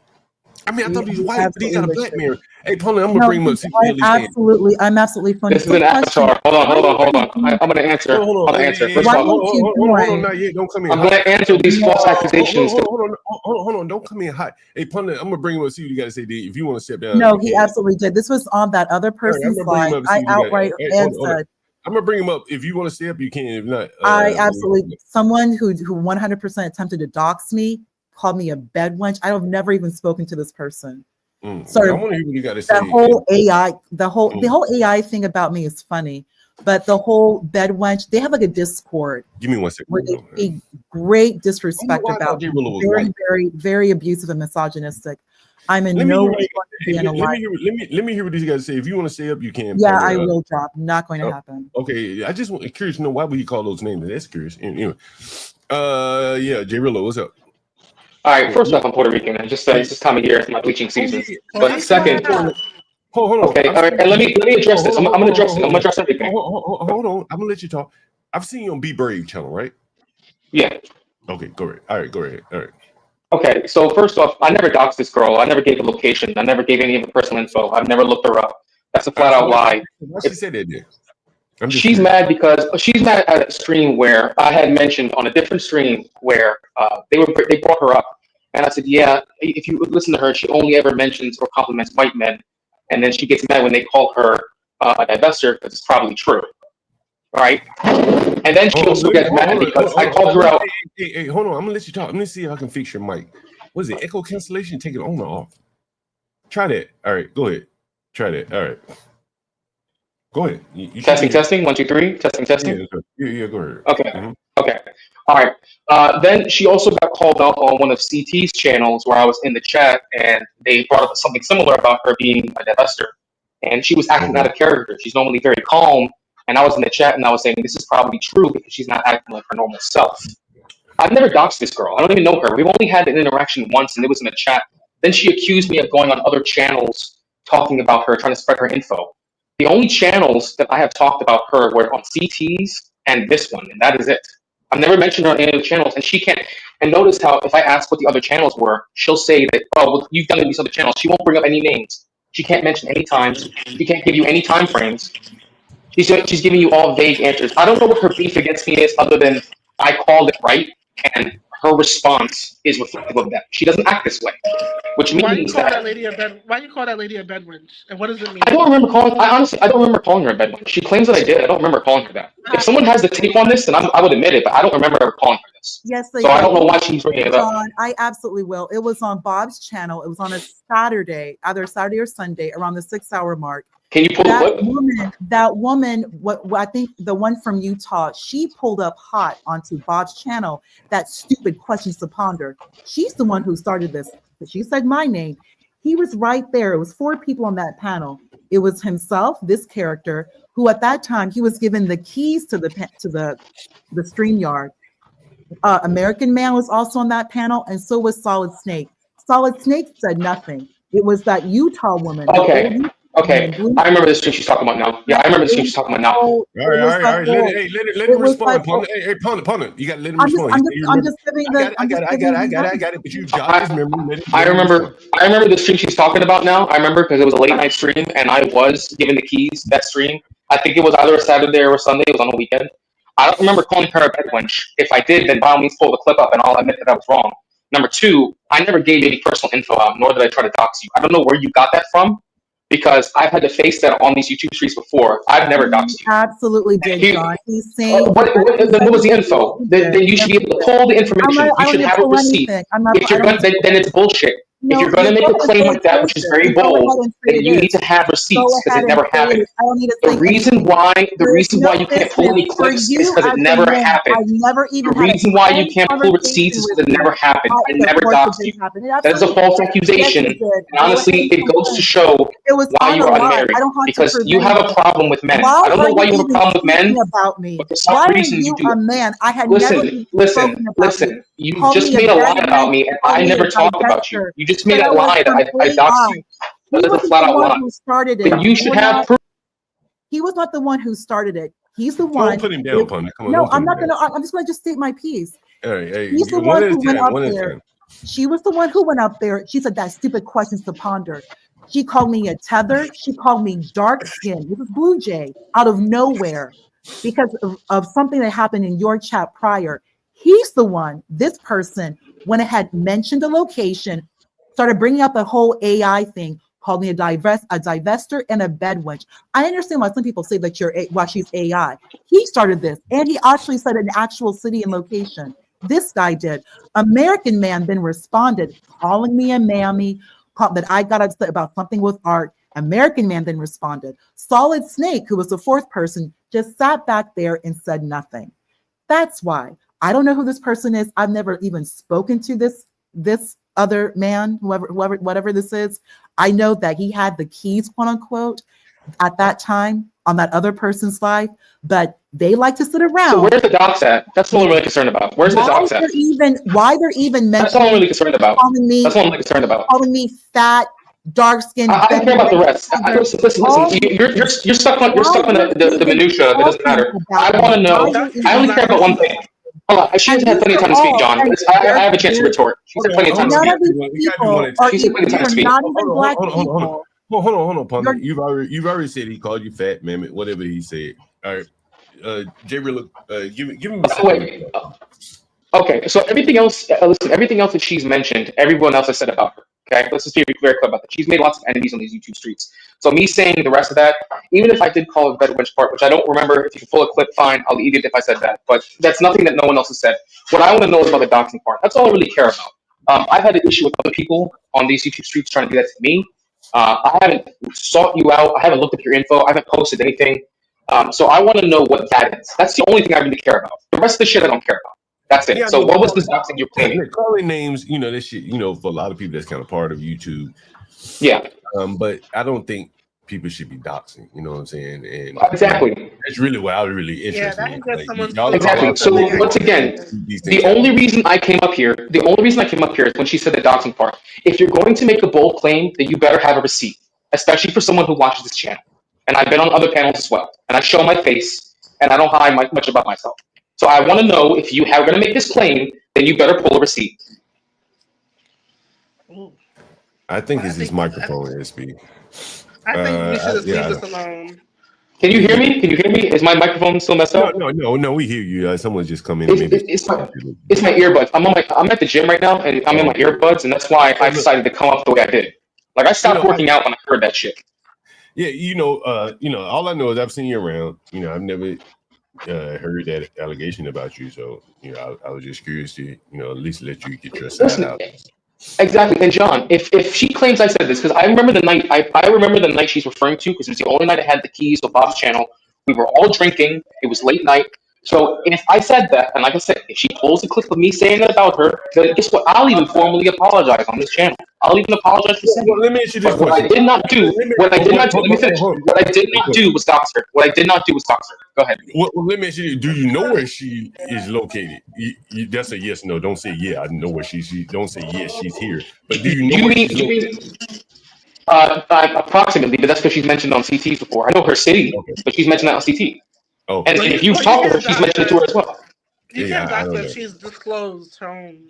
Right, exactly. She disclosed her city. She disclosed her city. That's all I know. That's all I know. She disclosed that. A roundabout way.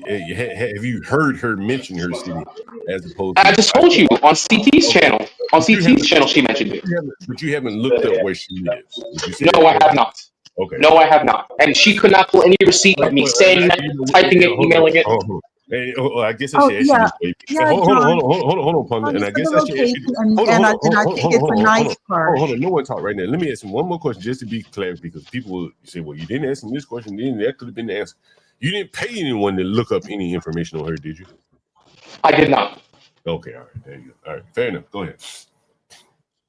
They mentioned this city, mentioned the city, and that, oh yeah, lived in a nice part, and I think lived in a nice part, mentioned my weight, bedwench, that other one called said tether, that I'm a divester. He mentioned that's a divester. All these things about me. So I'll admit that. I did. But all this kind of calling names. Like, weight. That doesn't really give out the location per se. But it's so funny. You have so much to say about a woman. Why I'm not married. You know nothing about me. what this again goes back. If there's such an issue, I'm not there at all on that panel, but you speak about me. I'm such a problem. Don't speak about me.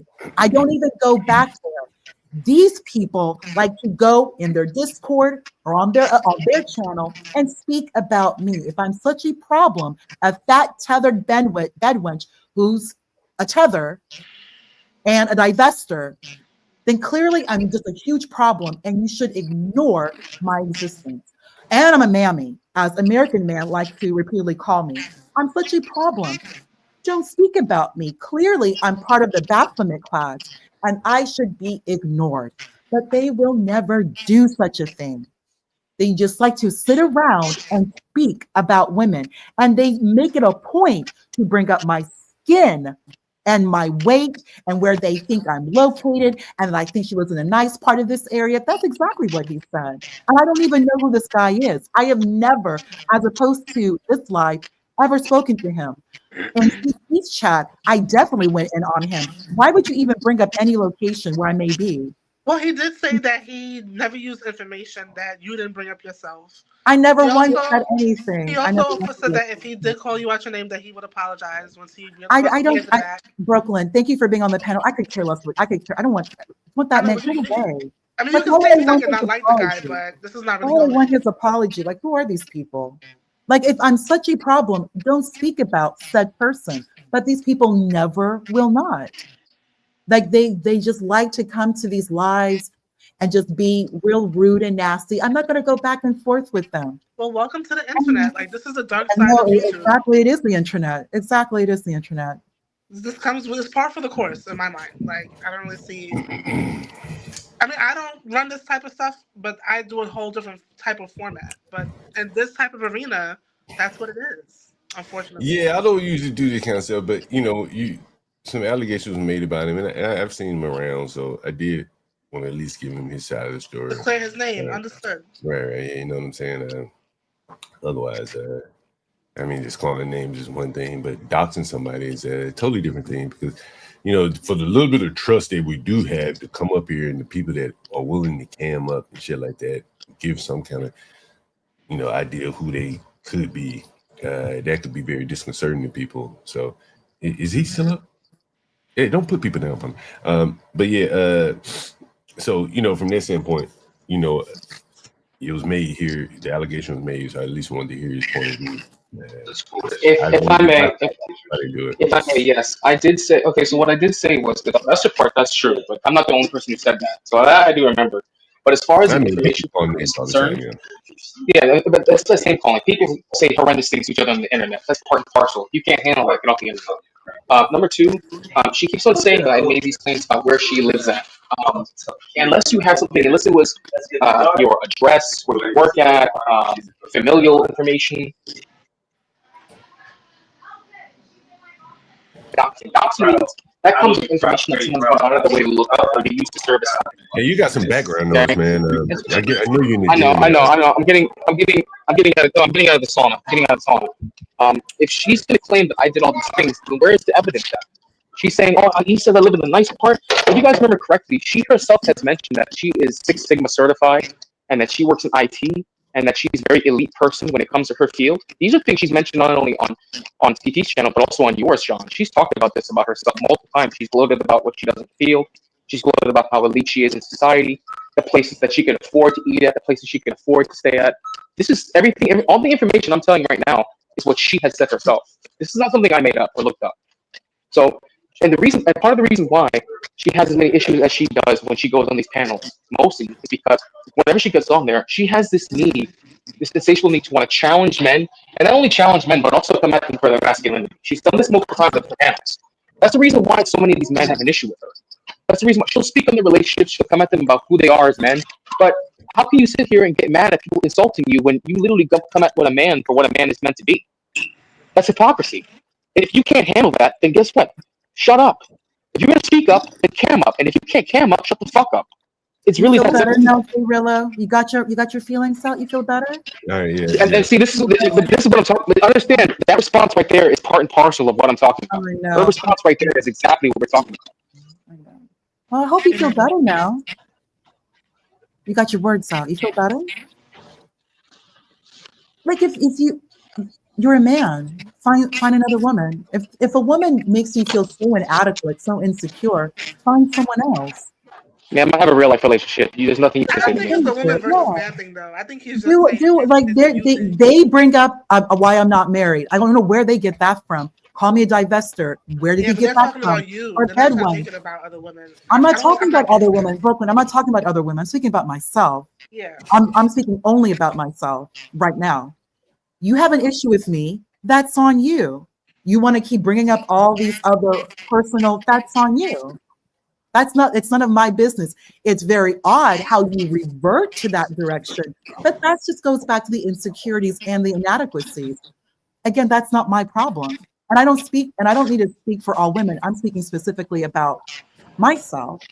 I don't know why he decided to bring up a location and where he said I live. That's what he did. I never did that. But then again, that's what, men, well, I'm not going to say men, that's of your ilk would do. Oh, well. Once again, she claimed I brought up where she lived at. Where did I do this at? You should have a receipt if you were to claim this. You should have a receipt. If you have a receipt, then show it. Yeah. If you have a receipt, then show it. You just described the lie. That's the lie where you did it. If you have a receipt, then show it. If you have a receipt, but you know what though? I didn't make any bold accusations about you that would require needing a receipt. Hey, listen, I'll let you speak uninterrupted. I'll let you speak uninterrupted. You should at least be able to impulse control, please. Anyway, okay, if you're going to make an impulse control, please. Sure, whatever. If you have a receipt that you're going to impulse control, please, right now. I understand. Impulse control, please. Impulse control, please. Impulse control, please. Yeah, you were allowed to speak uninterrupted. Once again, I'm going to go back to this again. Okay, you made a bold claim. You should be able to back it up. Okay. I haven't come at you personally. The only time I came at you is when you decided to come at me on some bullshit. Actually, the first time you came at me was when you see what I'm saying? You see what I'm saying? I let her speak uninterrupted. I let her speak uninterrupted. This is right here. If she had any man in her life, she would not be doing this kind of shit. This is exactly why. This is the telltale sign of a woman who not only doesn't have a man in her life, but probably didn't have a father growing up, because she should not going around to other panels and taking out her frustrations on people she doesn't know. And she does this with men repeatedly. And the reason why you see the same exact pattern on other panels is because you engage in the same pattern. And then she's going to say it's racist somehow. It's pattern recognition. All right? Listen, I'm going to say this again. I'm going to say this again. If you keep on making bold claims, then you should have receipts. And the whole reason why you even started with me to begin with. I'm giving you like the origin story. I'm giving you the origin story. I'm going back in time. It's an origin story, John. The entire reason why she even started with me to begin with was because I was having an argument in chat with somebody on TT's panel named Sir. Okay, this is black dude that served in the military. The conversation got heated, it got a little racy, as it does with TT's channel. And because she wanted to inject herself in the male conversation, she just started to talking shit. She called me all kinds of crazy shit involving my race, which is fine. I don't really care. I mean, this is how it is on these YouTube streets. But this is where it initially started between she and I, was in the chat. It wasn't even on panel, it was on chat. She felt the need to inject herself in a roasting battle between me and Sir. She didn't have anything to do with it. But she's done this on the panels. When there's two people going back and forth, she'll decide whether it be on panel or chat, she'll inject herself into the conversation and then start having a 2-on-1 battle with someone that she wants to do that with. She's done this. And someone claims to be so much better in echelon society. Why do you keep on doing this? This is a pattern that you have engaged in, and other people in the chat as well are agreeing with me. People who probably you've done the same shit to or have observed it.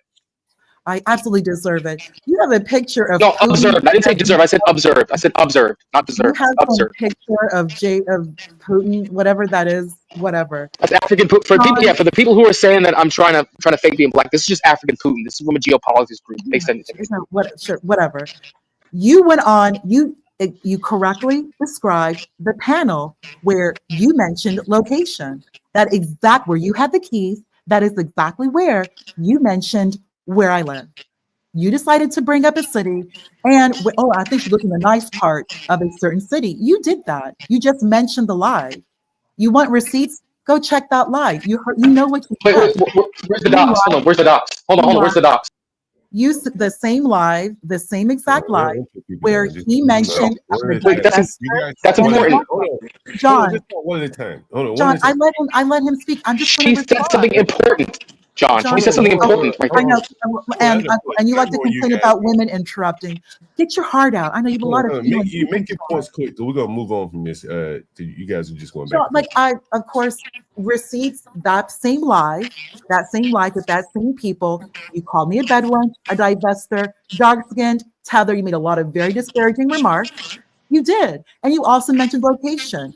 You All want, right. you want receipts. We're repeating ourselves now. He's That's saying nothing he more. didn't. You said But he there's no did. reason All to right. complain. I don't even know who you are. You decided to go on a panel and bring up me on a panel on somebody else's panel with a group of other people, including you, American man.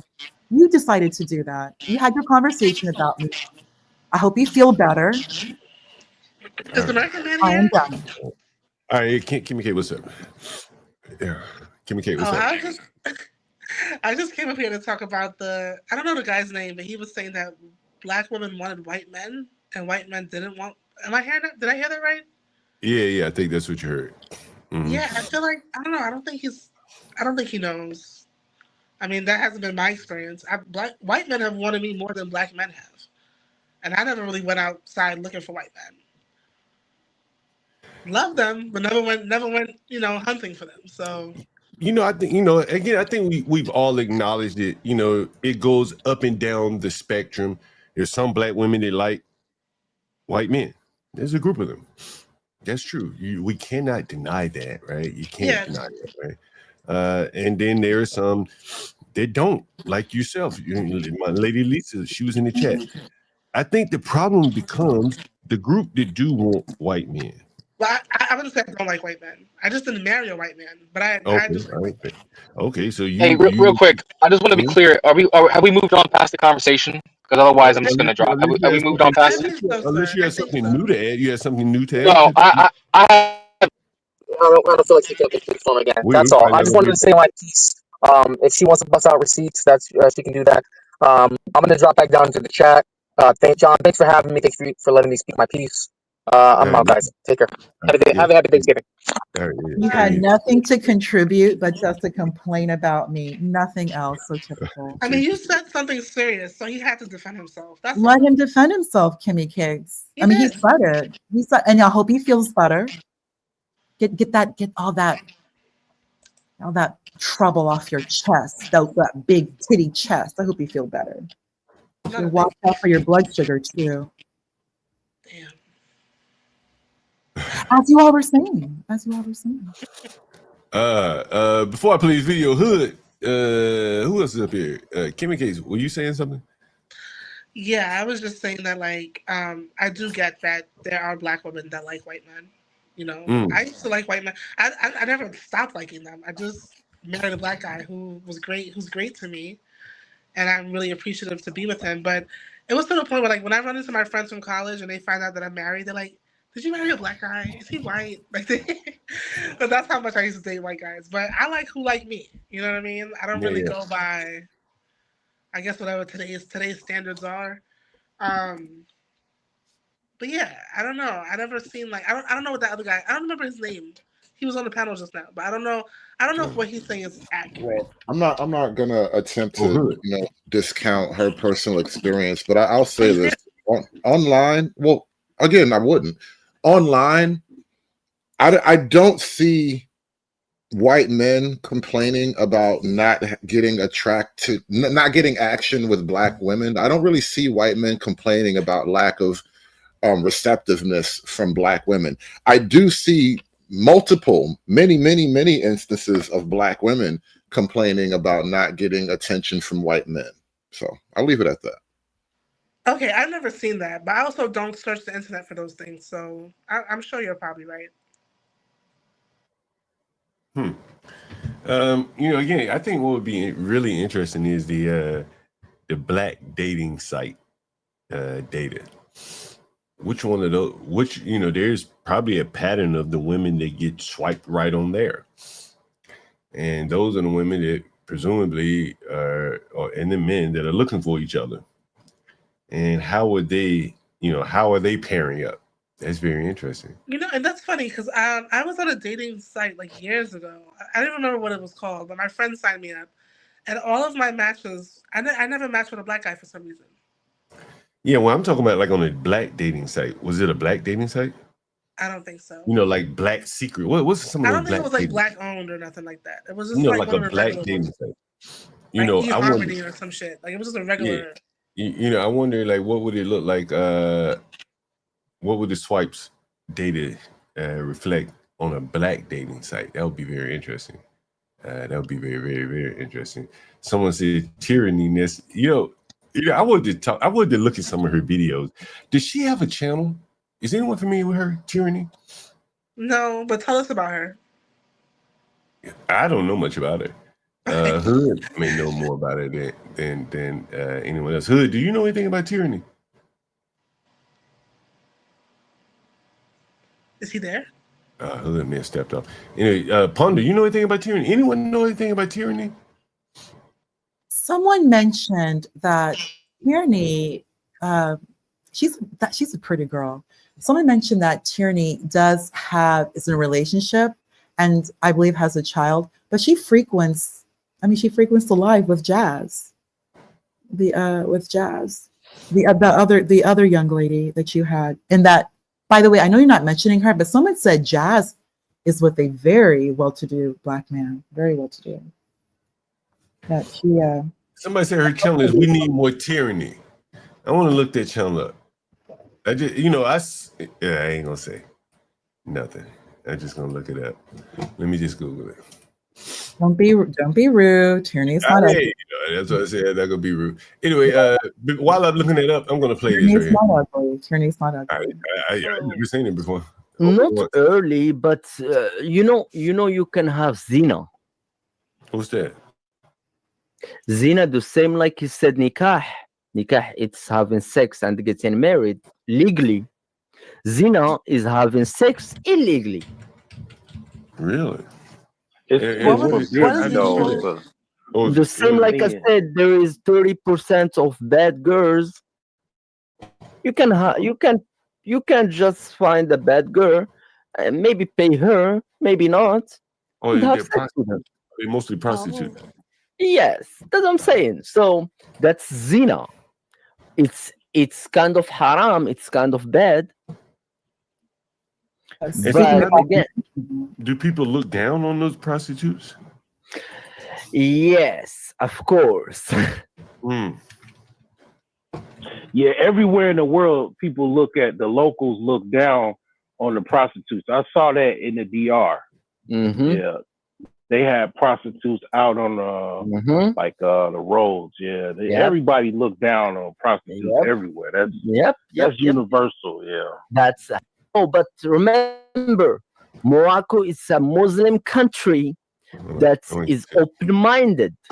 So you will not find that in Saudi Arabia. Yeah. No, impossible. That's like going. Look, if you do that in Saudi Arabia, it's the meaning of that. They're gonna die. Going to more people, hotter, no food. A lot more, a lot worse. Yes. Yeah. So you're African. Welcome, brother. Hey, do the black women hit on you at the bar? Man, there is some crazy black girls that will hit on even on Iraq. If Iraq, you heard that? But I heard that in Morocco, the Arab, well, they're really African, but they consider themselves Arab. They this is one of my tenants right here. He works at a bar here in DC, and he's saying, I've done street interviews from that bar, broadcast live there, and so you hear what he says. Hey, do the black women hit on you at the bar? Man, there is some crazy black girls that will hit on even on Iraq. If Iraq have a dick, they will hit on Iraq. That's nasty. That's nasty. Well, that's what he said, right? He said, like, yo, if Iraq got a dick, he did, but it's getting back to more or less like there's a lot of desperation in the Black community, and this is more or less what he's highlighting there. And these kind of desperate women probably are not going to attract white men. Let's just be honest here, right? They're not going to attract white men, and so they're so desperate. He said they'll hit on a rock. God. That's terrible. Yeah, that is very terrible. And so anyway, we get up talking about all this dating stuff. John, are you ready to see the Sotomayor if you still want to, where he's complaining? Yeah, let's take a look. Sure. Okay, one moment.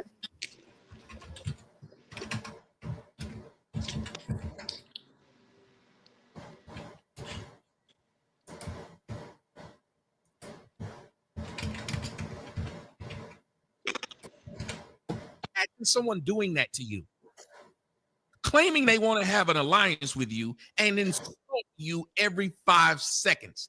Ian was the one who brought up what the Jews were doing by showing the race mixing in the shows and the commercials.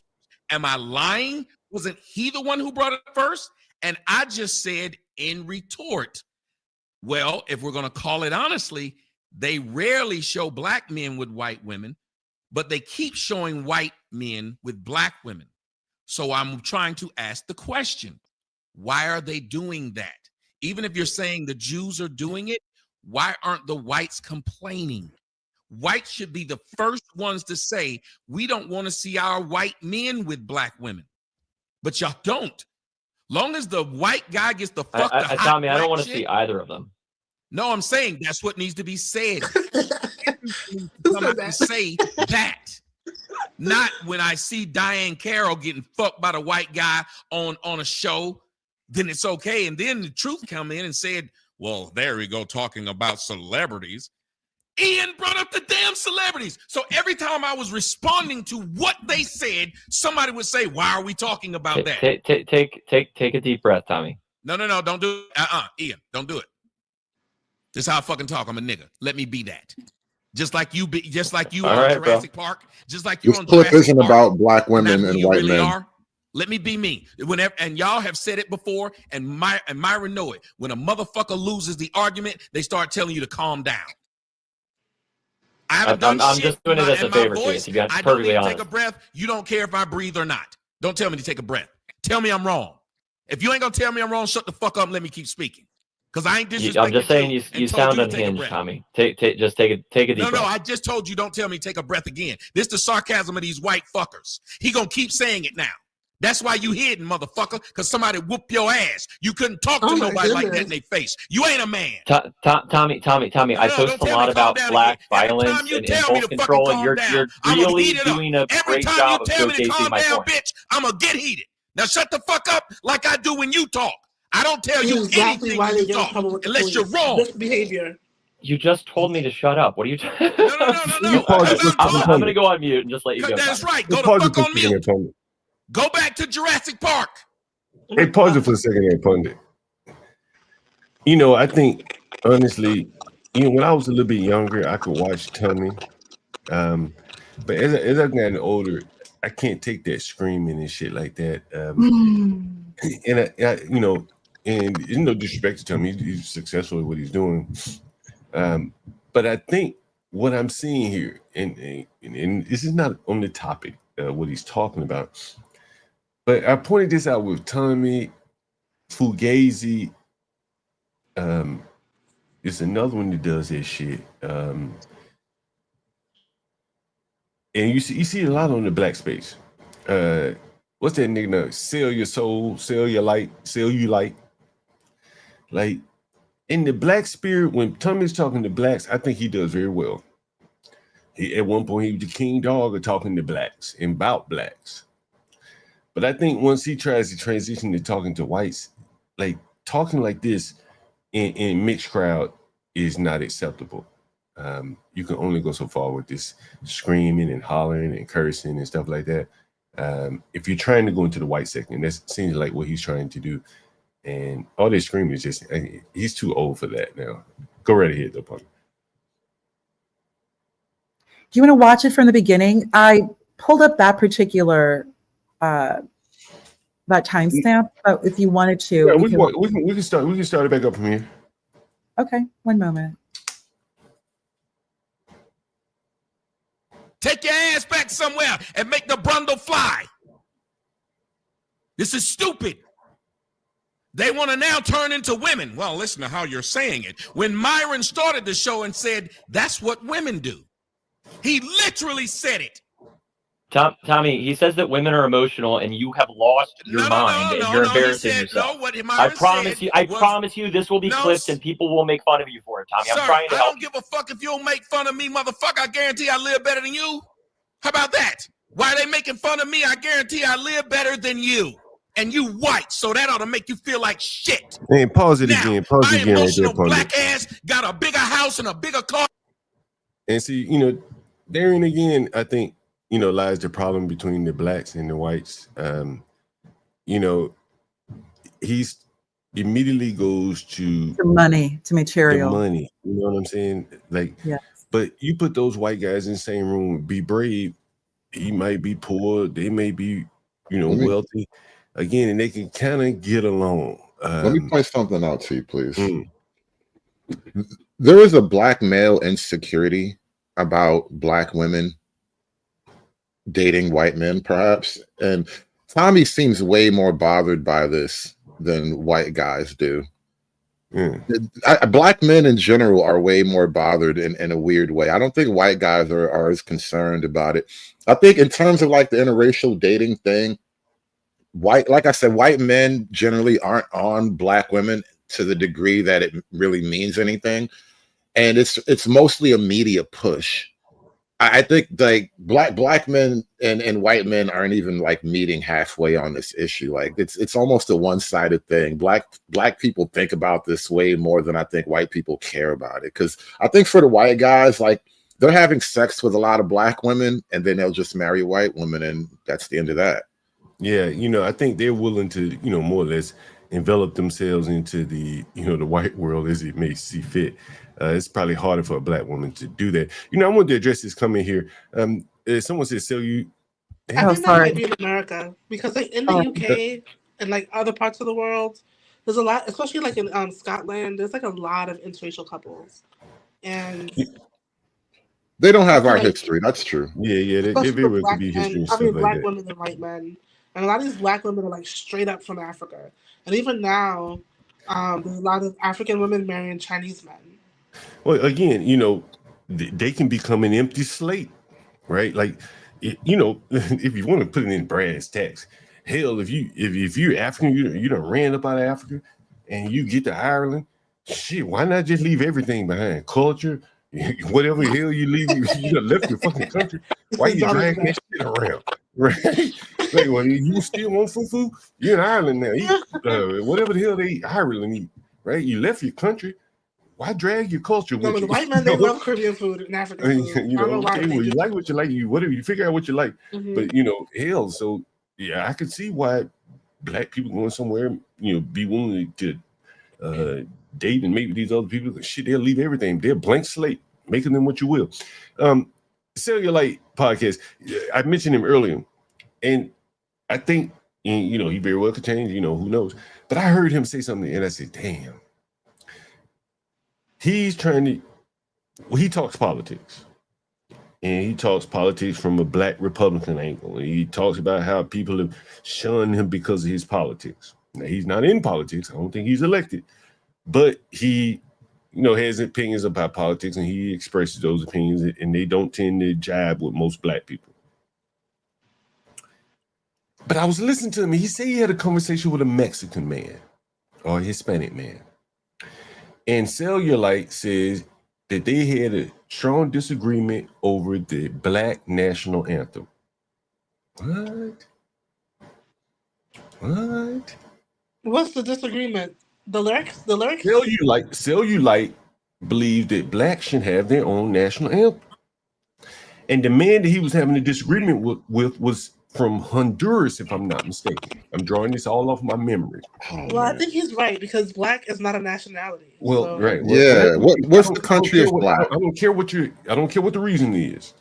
I don't care. It doesn't matter. You have two people trying to squeeze up under the Republican tent, and one believes in something very fundamental to the Republican Party. We're all up under one flag. And another man says, well, I want to have my flag up under your flag. And the Honduran man who just got here from Honduras at some point in his life, who's trying to be a Republican just like Cellulite, he said, no, man, that ain't right. You will never be able to reconcile those views. And as a black man trying to enter into the mainstream, and you say political aspiration, there are a lot of things that you're going to have to be able to either, I guess, get over it, but you probably shouldn't have a problem with it anyway. You should be fundamentally aligned with these people. There should not be a black national anthem. What the hell? This ain't no black country. This is America. We got one flag. We got one national anthem. Exactly. Not a black one, not a Mexican, not a Honduran, not a Jamaican. That's what you would descend to if Cellulite's point is right. Right? We'd have national anthem for every group that ends up setting their flag here. And you see Tommy also, the way he behaves, and the white people saying, man, you're acting like a woman, because there's that black in him that comes out, right? And at some points, it gets to be where it's not commercially viable or not politically viable. Cellulite podcast. Either he has to drop his point of view about black national anthem. He's going to have to lose a little bit of his core beliefs to go further up in the political society. But he's already said it. Right? Now he's got to change his mind about the shit. Right? This is one of the reasons why I explore black thought and black culture from the angle I do, because I realize that on the surface level, there is a lot. There is a jungle on the surface, but it's built on concrete. There's nothing under it. And it's crazy that I hear a lot of black people have these weird visionary ideas of a black nation and a black flag and all that, but I don't think there's very little thought about how politics actually works. Remember earlier we were talking about philosophy, and I did the whole show yesterday about is logic anti-black, and it took me down this rabbit hole, and I found out that the very concept of philosophy doesn't really exist on the African continent. It's basically a Western import. And what bothers me about a lot of black people, even on the right, even a lot of right-leaning black people, it's something I noticed years ago with this so-called conscious conservative movement. A lot of black folk, they are disaffected from the left wing for whatever reason. It's gone too far in one way or another, and they want to be on the right, but they want to be pro-black and right wing. And these are an inherent contradiction, because the pro-blackness in and of itself was birthed in a sort of rejection of Americanism. And so I don't think black folk have really worked out a lot of the political ideas that they really hold dear. And then when you get into conversations about them, it's almost like it becomes an identitarian battle where I'm attacking your core identity. And so you lash out at a person, but I'm pointing out like logical hypocrisies here. And it turns into a whole other thing. Yeah. I mean, I was looking for a clip to kind of back up what you're saying. Logical hypocrisy, conservative, you're not African. Why would you want to speak on a culture that is so categorically different from you? You're not going to understand African philosophy, even if you believe for it to be such, because it doesn't belong to you. Questions? If I could hug you, I would. No, I don't need to. You need it, and I would help you. I would hug you. No, that's okay. No, thank you. No. Just know that there's somebody out there who's willing to hug you. If I don't need a hug from you. No, thank you. No. I think it would make you feel better. Like physical contact. Physical contact is actually nourishing. It's a lot about other people and wanting to do for other people and speak about other cultures. I just like to give, baby. Come on, can I be a giver? Speak about yourself. I want to be a healer. Did you know I was a holy man? I started a church and everything. I'm a holy man now. then speak about your I'm a church. holy man now. I Speak try about to your actually heal. church. I want to give, Speak baby. I just about want to give. you, conservative. The first person, conservative. Speak about yourself. Just you. Hey, let me play this clip, Ponder, and then we're going to get back to Tommy. I wanted to point this out. It's a very short clip, about 40 seconds.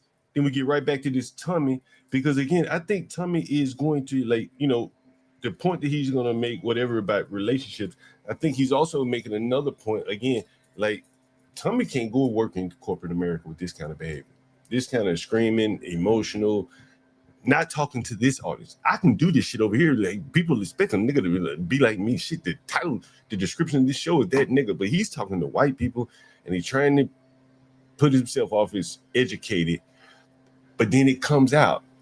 And that's fine if he was on DJ Hams or over on YouTube talking to, you know, the people that like to see it mixed up. But I think right here, he's gotten out of character for what they came for. And so I want to show this to you. I've talked about it earlier. And this is it's 57 seconds. We only have to play the whole thing.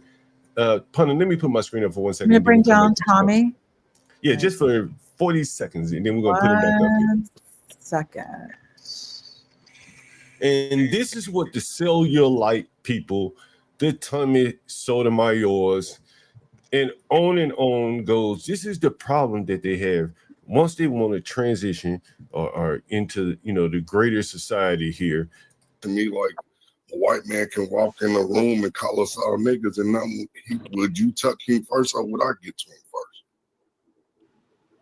What are you saying? Oh, so who would beat him up first, or who would do something to him physically for saying the N-word? White man came into the room with all four of us and called us niggas. Would you jump first before my crippled ass? Yo, this is amazing. Yeah, it would definitely be a very bad situation for him if he said it to me. Yes, I've never had a white man bold enough to do that in my adulthood. It was just one old crippled dude, but I was in a car and he was old and he hobbled off. And everybody, if that old crippled dude hadn't hobbled off, Fantastic would have got on that ass. Everybody kept me from, like, you know. But yeah, so again, this is why I say now we back to this thing of where my blackness is being questioned. Beating up old people is blackness is just even that night when we had, to me, like, a white man can walk in a room and call us all niggas and nothing. And all these blacks up on that panel agreed that they would whoop a man's ass. And all of those blacks up there got something to lose. And they were willing to lose it. Or at least they were willing to say they would lose everything to this old crippled black.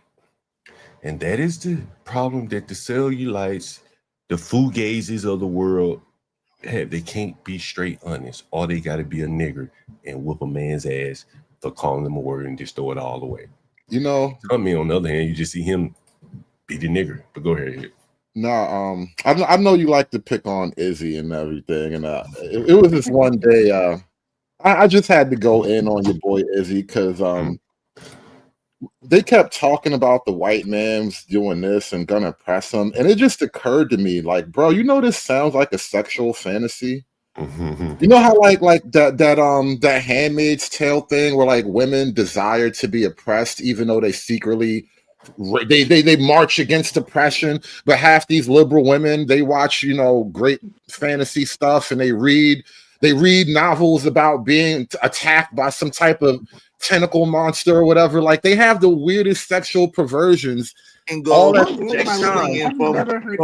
the chandeliers. I My bad, Hood. Go ahead. Where do you find these people? No, I'm just saying, like, after a certain point, it occurred to me that a lot of black folk, especially the men, constantly, like, imagining some scenario where the white man is out to oppress them.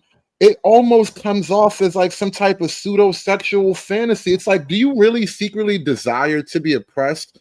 Does, like, the oppression do something for you? Does it connect your negative and positive in a way that nothing else can just get your battery jumped? Like, it's a weird thing that niggas can't ever escape.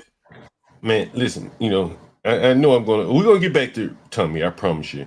But this shit is near and dear to my heart. I ain't gonna lie to you, man. I ain't gonna lie to you. Like, yeah, let me play this.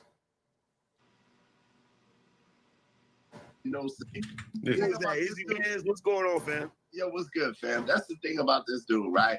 I knew you were. Now he talking about me. He just got on the panel. He immediately turns his eye to me. Now listen what I say to him. And he sits there, he dogs out Black Americans all day, every day. But he said, I dog out black people every day. That's what he said. Well, he sits there and beg them for money every day. While sitting up on YouTube now.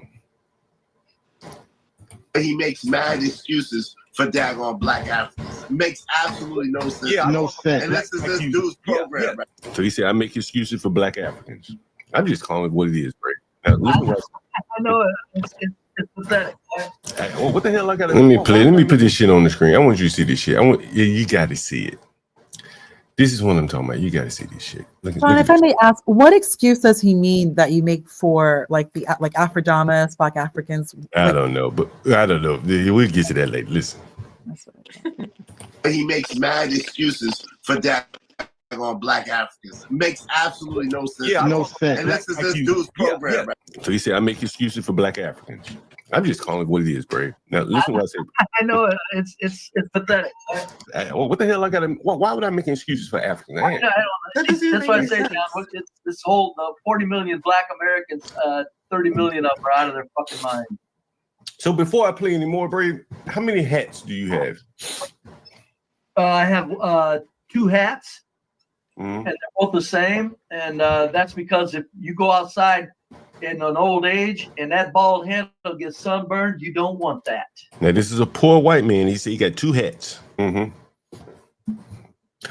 So you know, John, I just realized. Hold on. Right. You see, I talk about blacks like you that go around about 35 hats, right? Yeah. I got more than 35 hats. So he's saying, nigga, I got more than 35 hats. You heard that?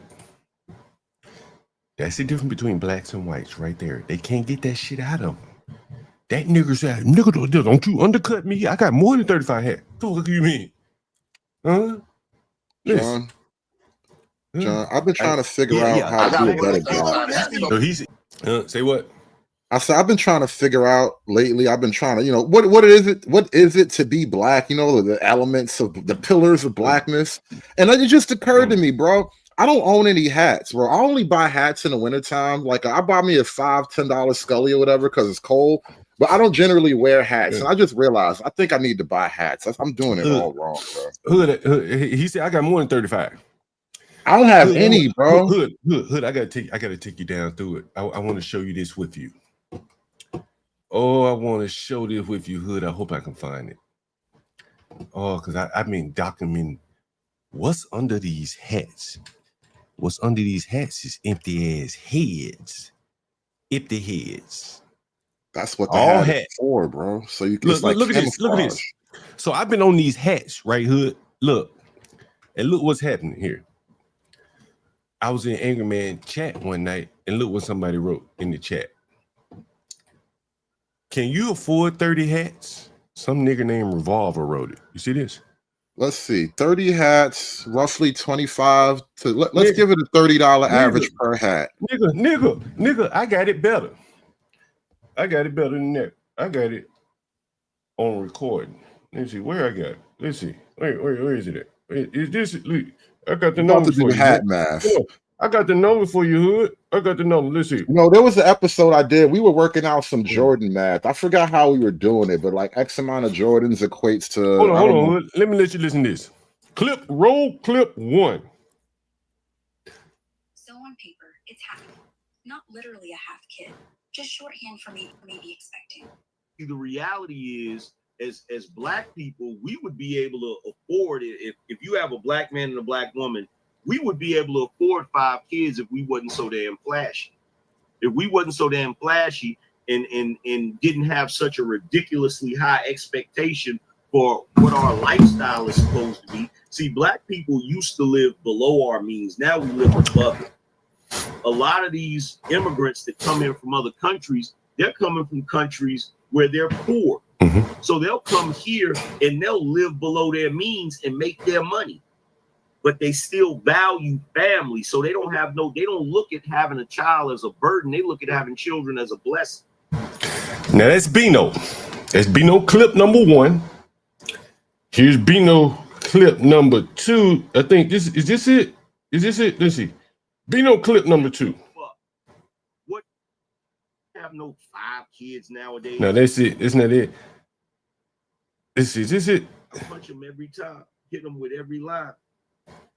They know they can't shine if I'm around the rhyme.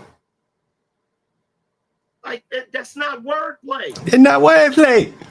It's just hitting because it's real. Same thing with Tupac. Tupac ain't have to do no wordplay. I say the blacker the bay, the sweeter the juice. I say the darker the flesh, then the deeper the roots. I give my John. on welfare. I give all at the old well. John, you know something that like really saddens me, and this is why I don't like to talk about music and celebrities so much on my channel. Mm-hmm.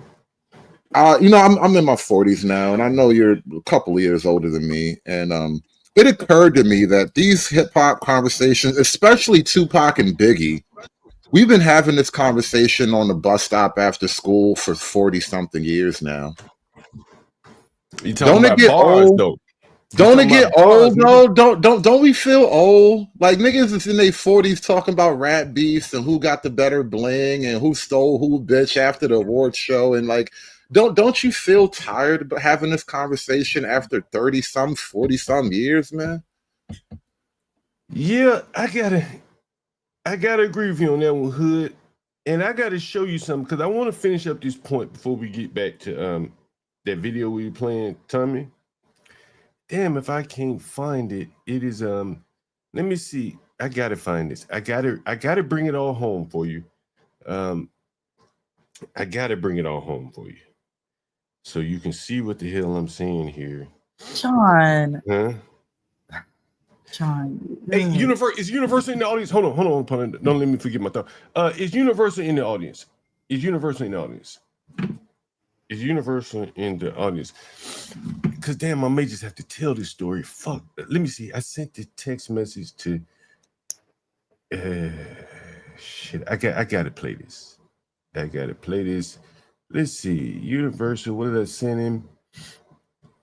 Punda, do you remember that video I sent you about Sell You Light with Angry Man? Does anyone remember that video? Did I send it to you? Master Kim, if he's in the audience, I may have sent it to Master Kim. Latino. Anybody in the audience, did I send you that video of it was of Angry Man. I was on the Sell You Light stream. Is this it? Is it what? Damn, I might just tell you the story. Master Kim, maybe it's in there. If I can't find it right here, then I'm moving on. All right. So I'm on the Sell You Light stream, and I saw him on Sharon Bracey. And that's when he told the story about the Nigerian national anthem. And so, is this it? No, that's not it. And so, that's what made me watch this channel. So I watched this channel. And so I go up on this panel. And I may have to pull this shit up. So I go up on this panel, and I'm giving him the business in a nice way. You know, I'm asking him some questions, you know, about his politics, so on and so forth. Sell You Light. It's Sell You Light. And as I'm getting into him, now this is 3 in the morning. 3, 4 in the morning. Angry Man jumps on the panel, Hood. And him and Angry Man, like, he's beneath Angry Man. Angry Man's like King Big Hat. You understand? He King Big Hat. He the Big Hat King. He the biggest one. And so Angry Man, King Big Hat, see John Galt on Sell You Light stream. He swooped into the rescue like Stanley did here for the tea. Yes, he did. And he knowing that Sell You Light will get me off the phone for King Big Hat because he's the King Big Hat. And so Sell You Light takes phone calls. You don't get up on his panel. So King Big Hat was King Big Hat, so he had to drop me from the stream to put Big Hat up there. And Big Hat, and I'm going to find the clip, justified having 50 caps. He said, what's 50 caps cost, man? He's like, $35 cap. He's like, they ain't number $1,700. Now you think about the contradiction. On one hand, he said, we could have 5 kids if we weren't so flashy. On the other hand, he's justifying having 50 ball caps. That's a contradiction that will never intersect. You understand? Right? That's a contradiction that will never intersect. And that mindset of having 50 ball caps, when you go over into the white sector and try to talk that shit, they're going to start looking at you like you're stupid. And that's why, what's that girl name? Pearly thing? What did she say? She said, I can buy Angry Man for $75. That's what she said. Because she know that nigga he got a cap budget. I looked at him one day, man. This nigga had on 2 rings, a watch, probably a bracelet, gold chain, a sweatshirt with cocaine and caviar on it, a ball cap, sunglasses. He probably had on $1,000 worth of accessories. These are all the accoutrements of black success, man. How else are you supposed to know that he's a successful, wealthy black man who rose up above oppression and white supremacy if he doesn't have on bling and budget. Yeah, this is a part of black culture, bro. Blinging is blackness, man. Nigga got budget on these hoes, man. But you see what I'm saying? The contradiction in the mind. On one hand, he said we could have 5 babies if we just weren't so damn flashy. And that fucking nigger probably didn't even fucking remember what he said. And he got up on the motherfucker with goddamn cocaine and caviar. These niggers, they just talk. This is why I said, all hat, no cattle. And I'm going to look up under what's up under that goddamn hat. And I tell you, it ain't going to be nothing but an empty ass head. Trust me on that. I done dealt with these fucking blacks so long, these slick, silver-tongued, black-ass niggas. You done got me woke the fuck up. I ain't even mean to go with it. Watch out now. The algorithm always listens. The algorithm always I had some other shit lined up. I promise you I ain't mean to go here. I didn't mean to go here. Y'all forgive me. I'm about to take the string down.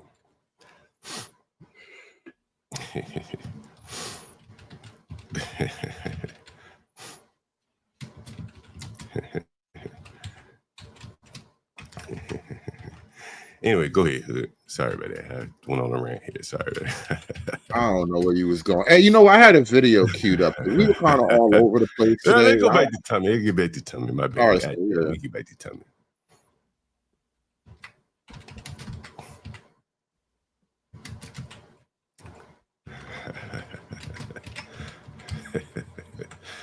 Anyway, Ponder, you want to bring up Tommy? Shit, I shouldn't have gone here.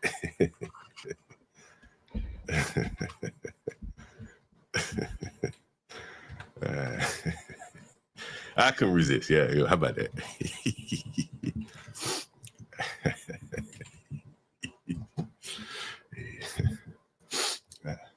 Anyway, Ponder, you gonna bring that shit back up? Oh, there you go.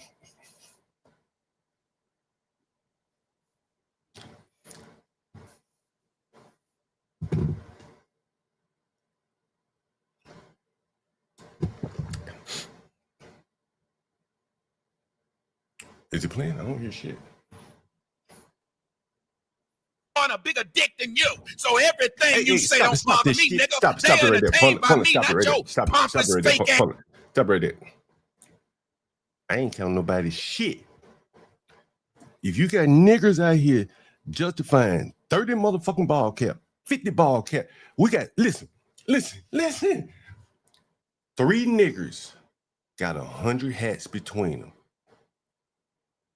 That's a goddamn house. That's a down payment on a business somewhere. Between these niggas, caps that they can't only wear one at a time. Now, niggers might be wearing 2 caps at a time, one in the front, one to the back. I can see some niggas doing stupid shit like that.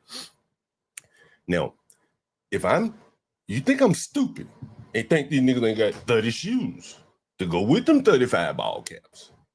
Now you got the shoes. Add in the shoes. How much the fuck hood? How much the sneakers cost? Huh? We done got past the sneakers. $200. You know they got that. You know they got, and they have to keep them shits fresh. They don't last as long as the shoes, as the hats, correct? Cause they walk, them bitches hit the ground, right? So they can't wrinkle them up and shit, right? They can't be crinkled in the front. So they have, as soon as the shoe get crinkled in the front, they can't wear that, right? And how much you think? Hold on, have mercy, nigga. I ain't even gotta ask you no questions. I ain't gonna ask you shit.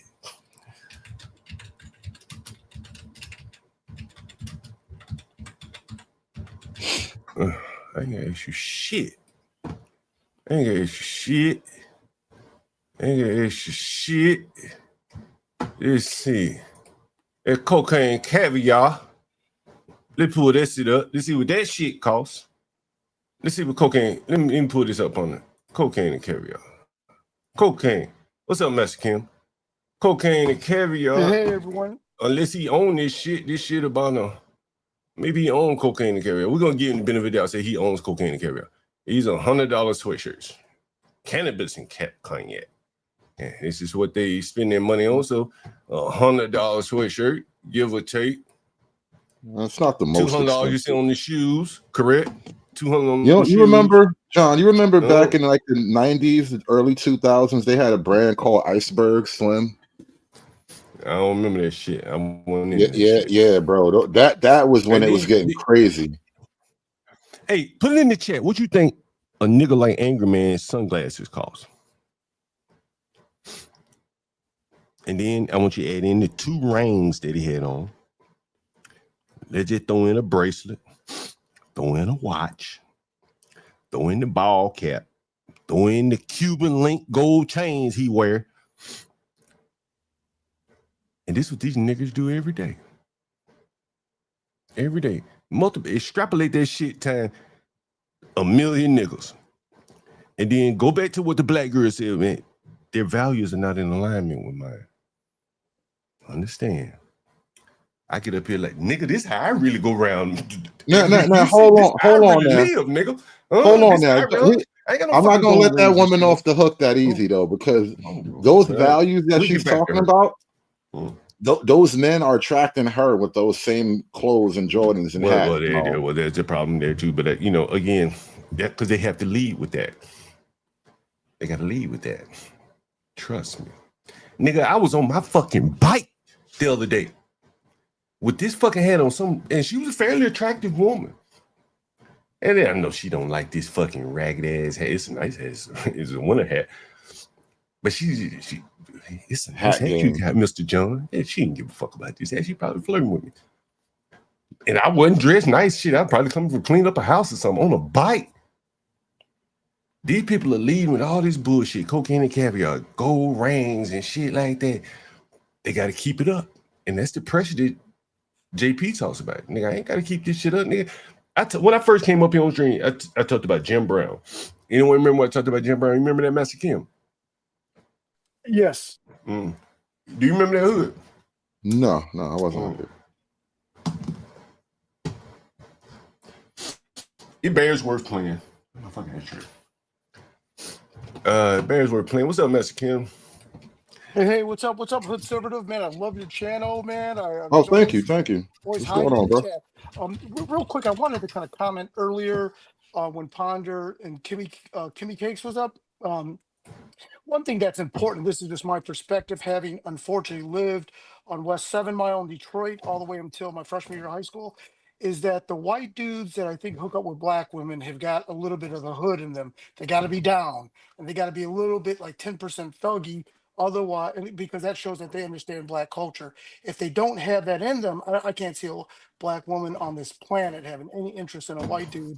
Now, however, there are the rare unicorns, these fraternity white boys like Imperius that doesn't necessarily have the hood in them, but they understand hood culture. But I guess I was going to say that there's a big cultural difference, and I can't see white or black women being interested in white guys unless they got that dog in them or have lived black adjacent, because black culture is very masculine. And when you're young and stuff, that's very impressive. So that's why, one black guy back in the day could beast on 6 white dudes. They can't do that today because even white dudes know how to act hood. But anyways, I just wanted to throw that out there that Hey, that is a big factor, is the culture. Yes. Mexican, I'm glad you're here. I want you to hear this. When you'd been tackled, you were always very slow to get up. Consistent, though. Why? Well, you get up the same time each time so that the enemy don't know when you're hurt or when you have to get up slow. And it gives you an advantage. That's simple. I understand. Like these blacks out here, man, 35, 40 hats. Hell, I had an old nigga dragging around 300 pair of shoes. Nowhere to live, but paying storage on 300 pair of shoes. Worthless Chinese plastic. And you got all this conspicuous consumption. And then at the same time, it's like at the same breath, they say, we can't afford this because we too flashy. Yeah, you are too flashy. If you got 50 fucking hats, you are too flashy. If you on stream, right, with rings and watches and this and that, like, that's too flashy for men. Would you agree with that, Mexican? Oh yeah, but isn't that angry man isn't angry man kind of like you? You're wildly successful, so if you wanted to act retarded with all this extra Jordans and stupid shit, you could do it because you're Man, at a that certain shit's level. stupid, man. But man, that shit's stupid. Hey, that shit's stupid, man. Okay. Mexican, you probably is as successful as Imperials. Man, stop talking about that stupid shit. You ain't that is successful.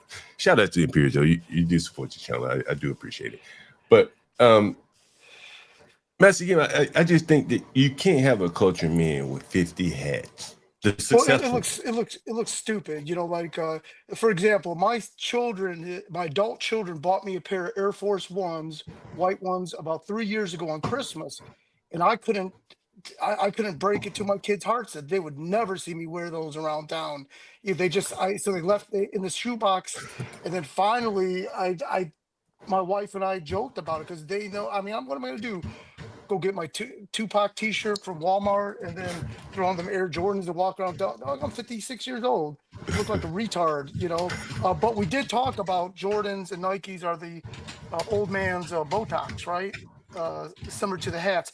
I do have 10 hats though. I wanted to throw that out there, and the reason why, when you come from the D with championship history of the Red Wings, Tigers and Lions, you're gonna have more.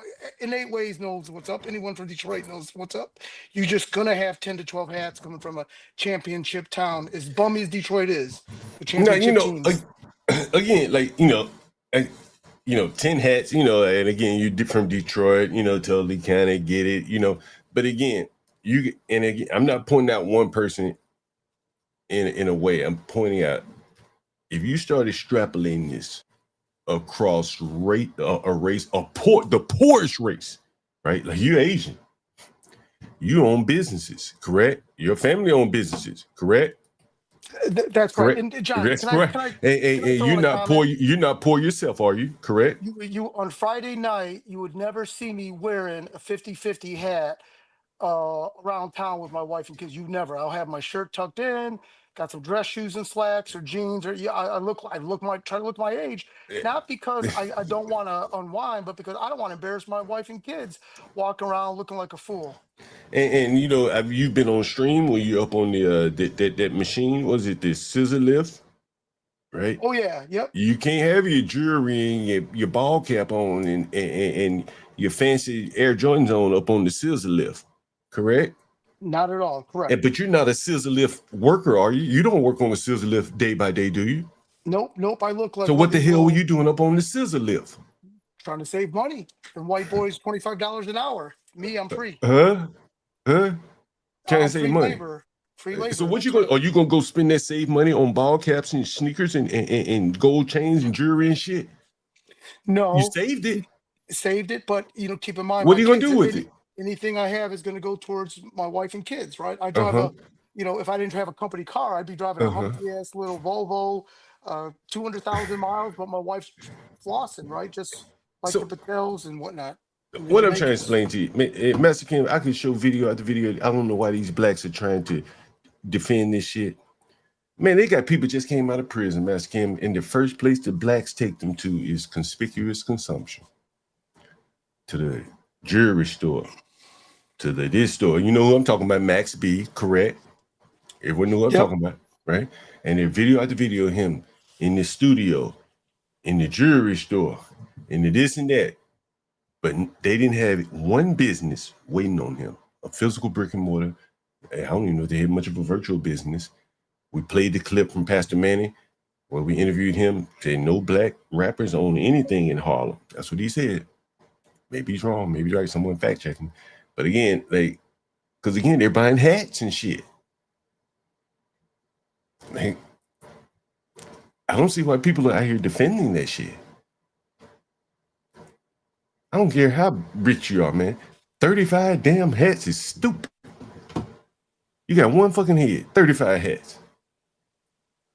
That shit's stupid. I don't know. What's up, John? How's it going? Also, I'm done. I didn't even mean to go in this direction. But something pissed me off. I don't know what the fuck it was. Really? I don't know what it was. You know, I wanted to answer the question that you asked in the chat, the poll question.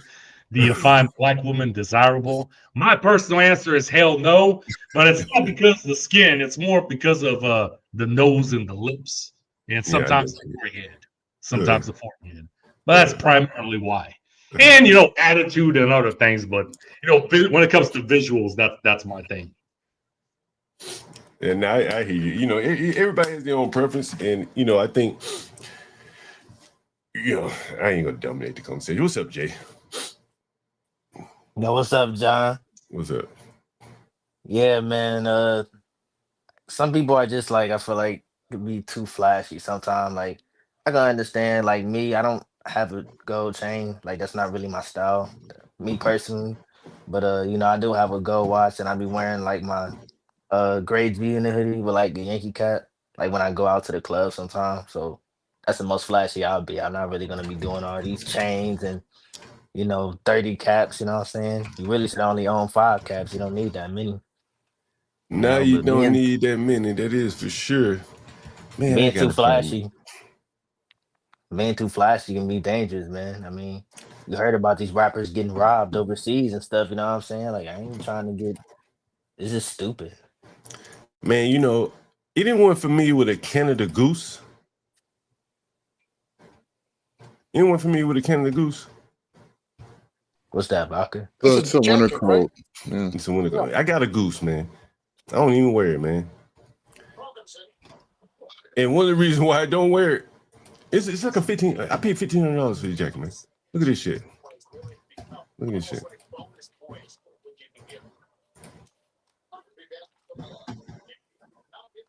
Oh shit, you can't see it, my bad. Dude, I wasn't.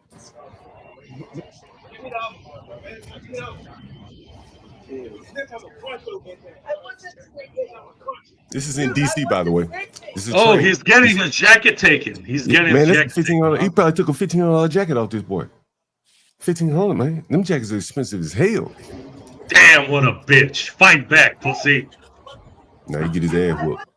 He get his ass whooped real good. He fight back on the trainer. Hey, John, I would rather go to the hospital getting my ass whooped, but stand my ground, not allow some fucking around get killed. Yeah, he might fuck around get killed. What you say, man? Others are sometimes more important, John. Remember, I just said that black women, if they did like a white boy, he's got to have that dog in them, and that's a perfect example right there. Yeah. But Ivan ain't America. No, I'm not American. That's the whole point. See, the reason, I'm from the East. That's how we're built. Anybody east of Germany would have reacted like I said. But all these the new generation of feminized pussy boys on the West are an embarrassment to my race. It's an embarrassment. Yeah, but that was here in DC on the train. A dude straight up robbed him with a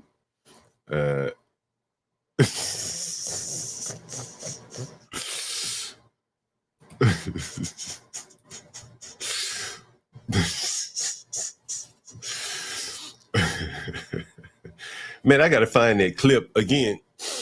I'm up on Cellulite's stream. and I don't even remember what we were talking about. And Angry Man, it's just like 3 or 4 in the morning, bro. Angry Man came in like Superman and had to disrupt the stream. And he said, I don't know what that man talking about me. And he said, man, he said 50 hats ain't numbered by $1,700. I got it somewhere. At some point I played it today or tomorrow, whatever I find it. And again, it's that kind of conspicuous consumption, multiply that shit, extrapolate it across a group of people. I mean, you're gonna be in a lot of trouble, and you're not gonna be able to meet the standards of that woman that we showed on the video there. Anyway, go ahead.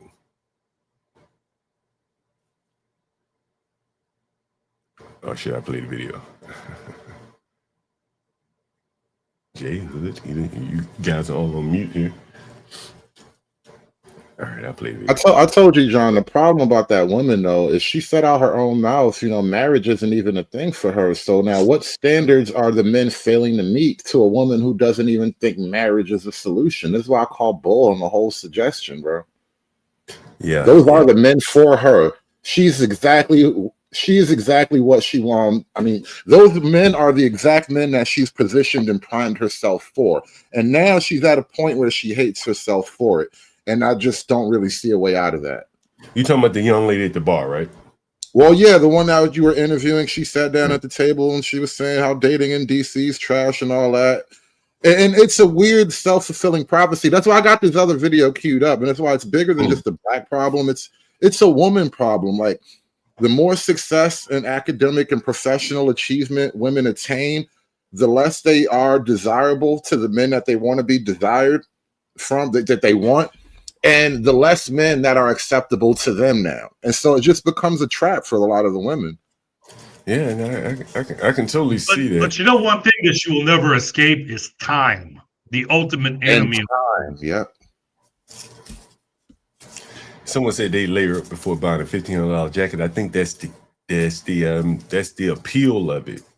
If you saw what the young man had on, he didn't have on many clothes underneath. He may be going somewhere where you just take your coat off and then you're comfortable, and that's kind of the appeal of the County Goose. You have a T-shirt on up under here, no layers. So that's the benefit of. Oh, okay. So you had something, and then we'll get back to this tummy before we get out of here. Where is it? Oh, there it is. All right. Yeah. You don't have any music in there, does it? Now because the men are not doing well financially, and this is being reported on, yes, but I'm also speaking from in the field. In the last 2 years, majority of the guys that I've met on dating apps have all been unhappy in their career to some varying degree. I would say the finance guys all have expressed wanting to be making more money. And the blue collar and blue collar adjacent guys have all sort of expressed feeling like they've hit some max capacity in the amount of money that they can make in their industry or their field, and then wanting to do a career pivot to correct for that, but then also suggesting well, let me go get a master's, and then incurring student loan debt on top of an already large amount of student loan debt, which personally I think is not a good idea.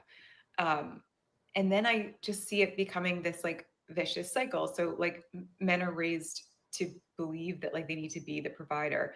And so if they're not where they want to be in their career, they're not where they want to be financially, then they don't feel that they can be providing. So they can't actually commit and settle down in a relationship, but they're still out there dating because they want the physical intimacy. Whereas women, we're in the dating field looking for a relationship, and most women are making as much, if not more, than their male counterparts today. So we're out there actively looking, but then, the men aren't actually available for a relationship because they're not where they want to be in their career or financially. And so then the women experience rejection, and the more rejection we experience, the less we want to be actively in the dating pool. And so we take ourselves out. And how are we ever gonna get together and procreate if we are tapping out? And it's easy for women to tap out. I think a lot of us find celibacy very peaceful.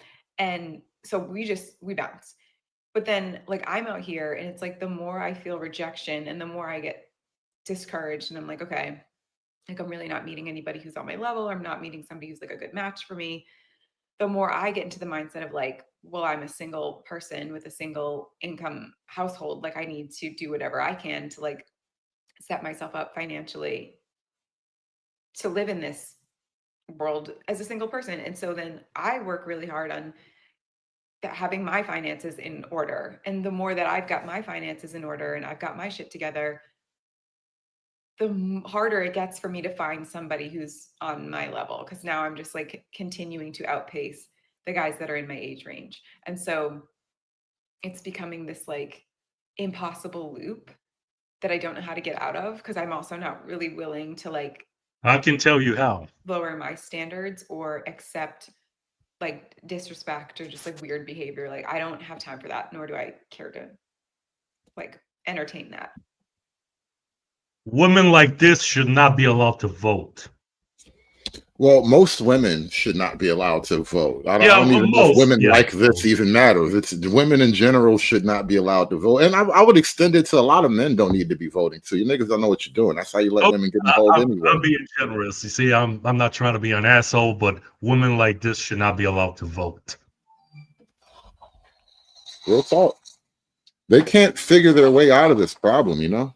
And you know what's funny is that men in her tax bracket are not looking to date women that make, who make the same money as her. They're looking for somebody who makes a lot less.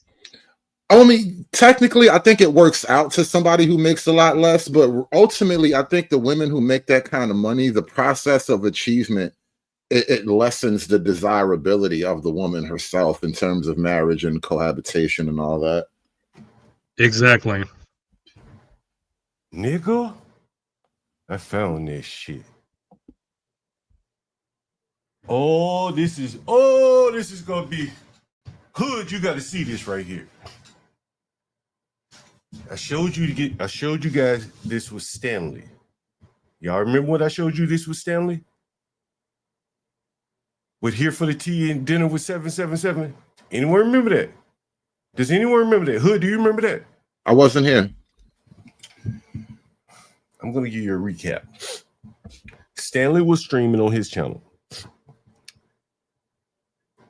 Here for the Tea was talking about her marriage with Dinner with 77. Stanley's streaming the shit live while he's live, right? While Dinner with 77 is live streaming a conversation with T, Stanley was live restreaming their shit. Got it?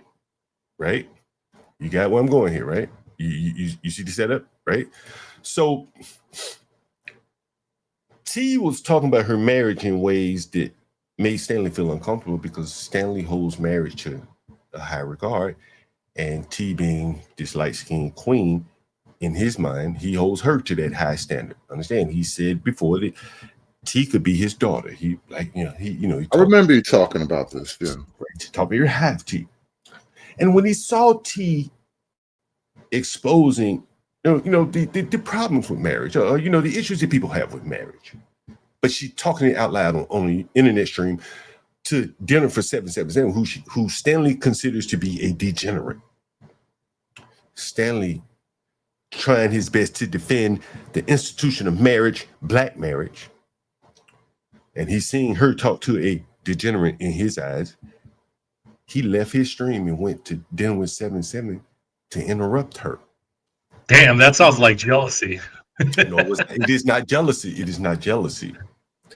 It is a man, a black man, very desirous of a black woman holding up, that high-minded white standard. She's a married woman of 2 children. This is what he has in his head of her, right? Yeah, it's just like you see a nice, pretty woman walking down the street, and then you see her the next day, and she with Tyrone, some ghetto nigga. You be like, damn, she look like such a nice woman. And then you see her with Tyrone, and like fucks up your whole thought about what you saw her, right? When you first saw her.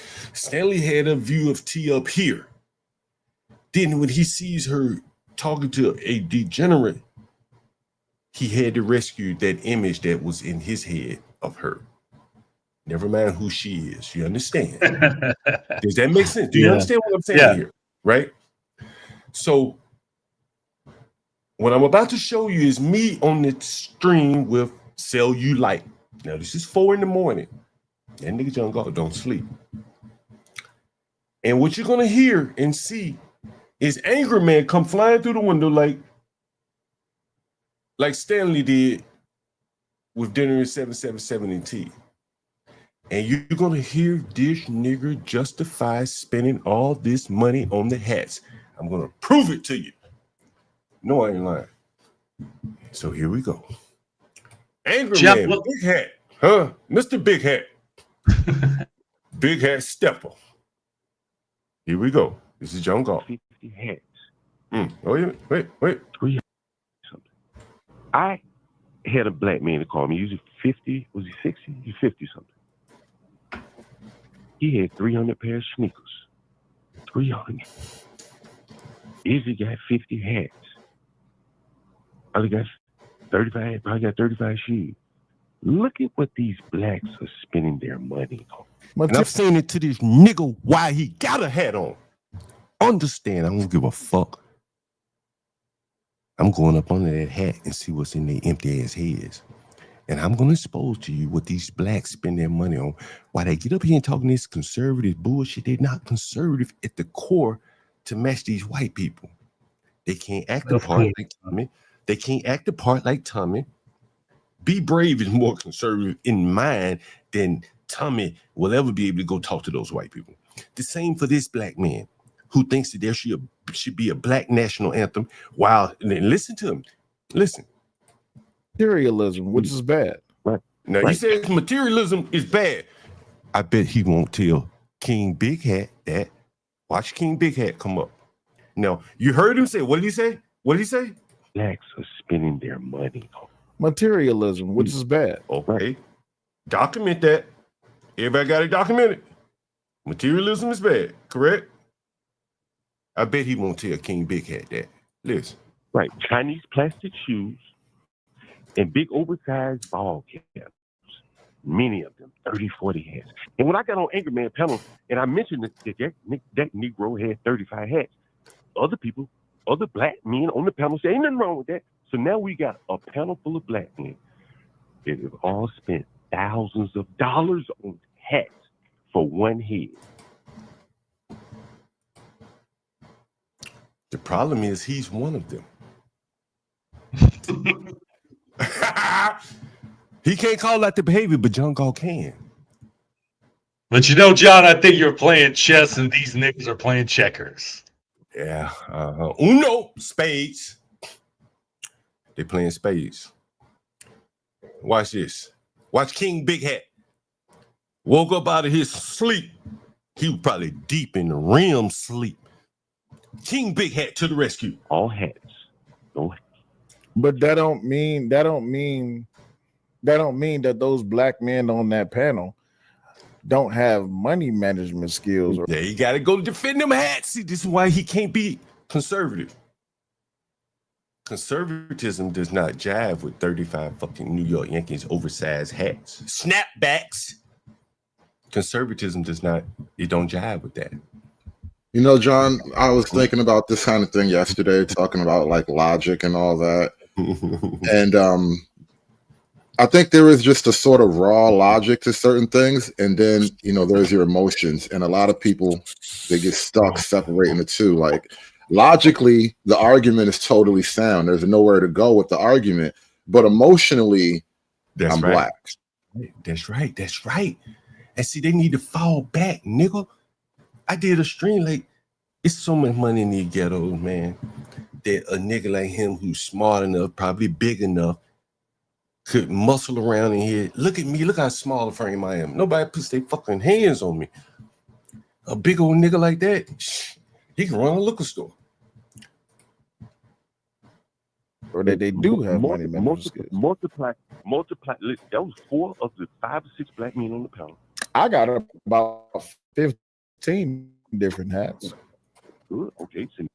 So he fits the criteria. Or that they do have money management skills. So he's defending himself and not arguing objectively on the point. Don't fucking talk to the video. Don't talk to the video. Give me 1 second, because I want everybody to hear this shit. Don't have money management skills, or that they do have money management skills. Multiply. Listen, that was 4 of the 5 or 6 black men on the panel. I got about 15 different hats. Good. Okay, so now we got another one. Now we got another nigga. That makes 5 of you niggas. Full house. All big hats. No cattle. Angry Man, Superman is suiting up on his way. Another what? You heard it. You heard black man. With, You say, what? Another what? What you calling me? Nigga, I judge you by your actions. Listen what he says. Listen, he about to get offended at that word, like what that man did on DJ Hamp's panel. What if somebody come in here and call me a nigga? We got another one. Another what? Another what? Have money management skills, or that they do have money management skills. Multiply.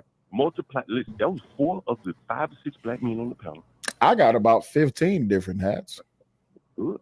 Okay, so now we got another one. Another what? Another black man with a lot. And maybe you can afford him. I'm not casting this person. No, I can definitely afford them, and that's how I'm gonna buy them. My thing is this. Wait, hold on. Wait. Let's not divulge for a second. I can afford the lifestyle that I live. Mm-hmm. Not only can I afford the lifestyle that I live, I have a wife. We both bring in money. So when we talk about how when you go buy all them accessories for your head, your wife don't say nothing, nigga. I call Lisa right now, and if I told Lisa I had 35 fucking hats or shoes, she'd be like, well, nigga, what the fuck you spending them kind of money on for? You could have given it to me. is that we live our life, though we can all make assumptions. The problem with assumptions is you make an ass out of you and me. So Izzy Vans, regardless of what, if he wants to spend his money on hats and tennis shoes, that's on him. That's on him. Okay, so you get to see they can't criticize. What's an estimation? I don't know. I don't fucking know. I ain't trying to figure out what these motherfucking words they speaking, but I do know this: that he can't criticize a man who probably can't afford to spend money on hats and shoes. He can't criticize him. You understand? Because in reality, I don't care if you can't afford to spend. And most, there probably ain't but a handful of blacks in this world, and most of them are athletes and entertainers that can afford to spend that kind of money on shoes and hats and belts and all the other accessories. And we ain't even got the pants and shirts yet, right? And sweaters and jackets and socks and underwear and light bill and water. Ain't no way in the hell I don't meet that many blacks that can just go out and afford to buy 15 hats. And if they can, then what the hell is wrong with Black America? We got all these people that can afford to buy all this kind of bullshit. And they won't buy they won't invest in one damn business. Are they just consumers? Is that what they are? When they get a salary that allows them to buy bullshit, Chinese sneakers and shit, is that what they go do? Go buy Chinese plastic instead of investing? Unlike all the other groups of people, look, if that's what you want to say, if that's the assumption that we're gonna go on from this point forward, let's just do that and be honest, right? Because the fact that you can afford something, nigga, I could afford something right now, but I choose not to buy it. I could better spend my money here and there. Right, even though I can afford both, I could say, well, fuck it, I save some money here and then just buy what I need. Right? See, these blacks just buy whatever the fuck they want, and this is what he's talking about. But he thinks he's going to be some kind of conservative political commentator. It's not going to work like that. His mind is black. Come on, angry man. I'm not here. Okay. Let me ask you this: the 50-year-old black man that called me to rent a room for me, and he's dragging around 300 pairs of shoes. Mm-hmm. That okay for him to do it too? If that's what he want to do, that's his life. See, they cannot call it out because they all engage in the same behavior, right? See, I'm a nigga. You ever heard me say, man, y'all need to start smoking reefer? No, I'm a nigga. No. Now, if you can't afford it, you know what that sounds to me like? That sounds like Arrested Development syndrome.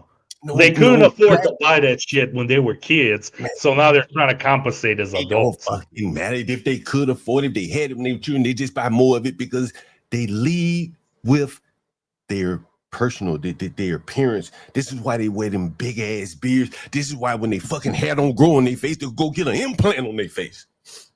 Nigga, I take my head off right now. I ain't cut my hair in 2 or 3 weeks. I don't give a fuck what it looks like, nigga. My woman don't give a fuck what my hair look like. Now, if we going out somewhere and then she wants me to look presentable, but I ain't got to come in here every day manicure for her.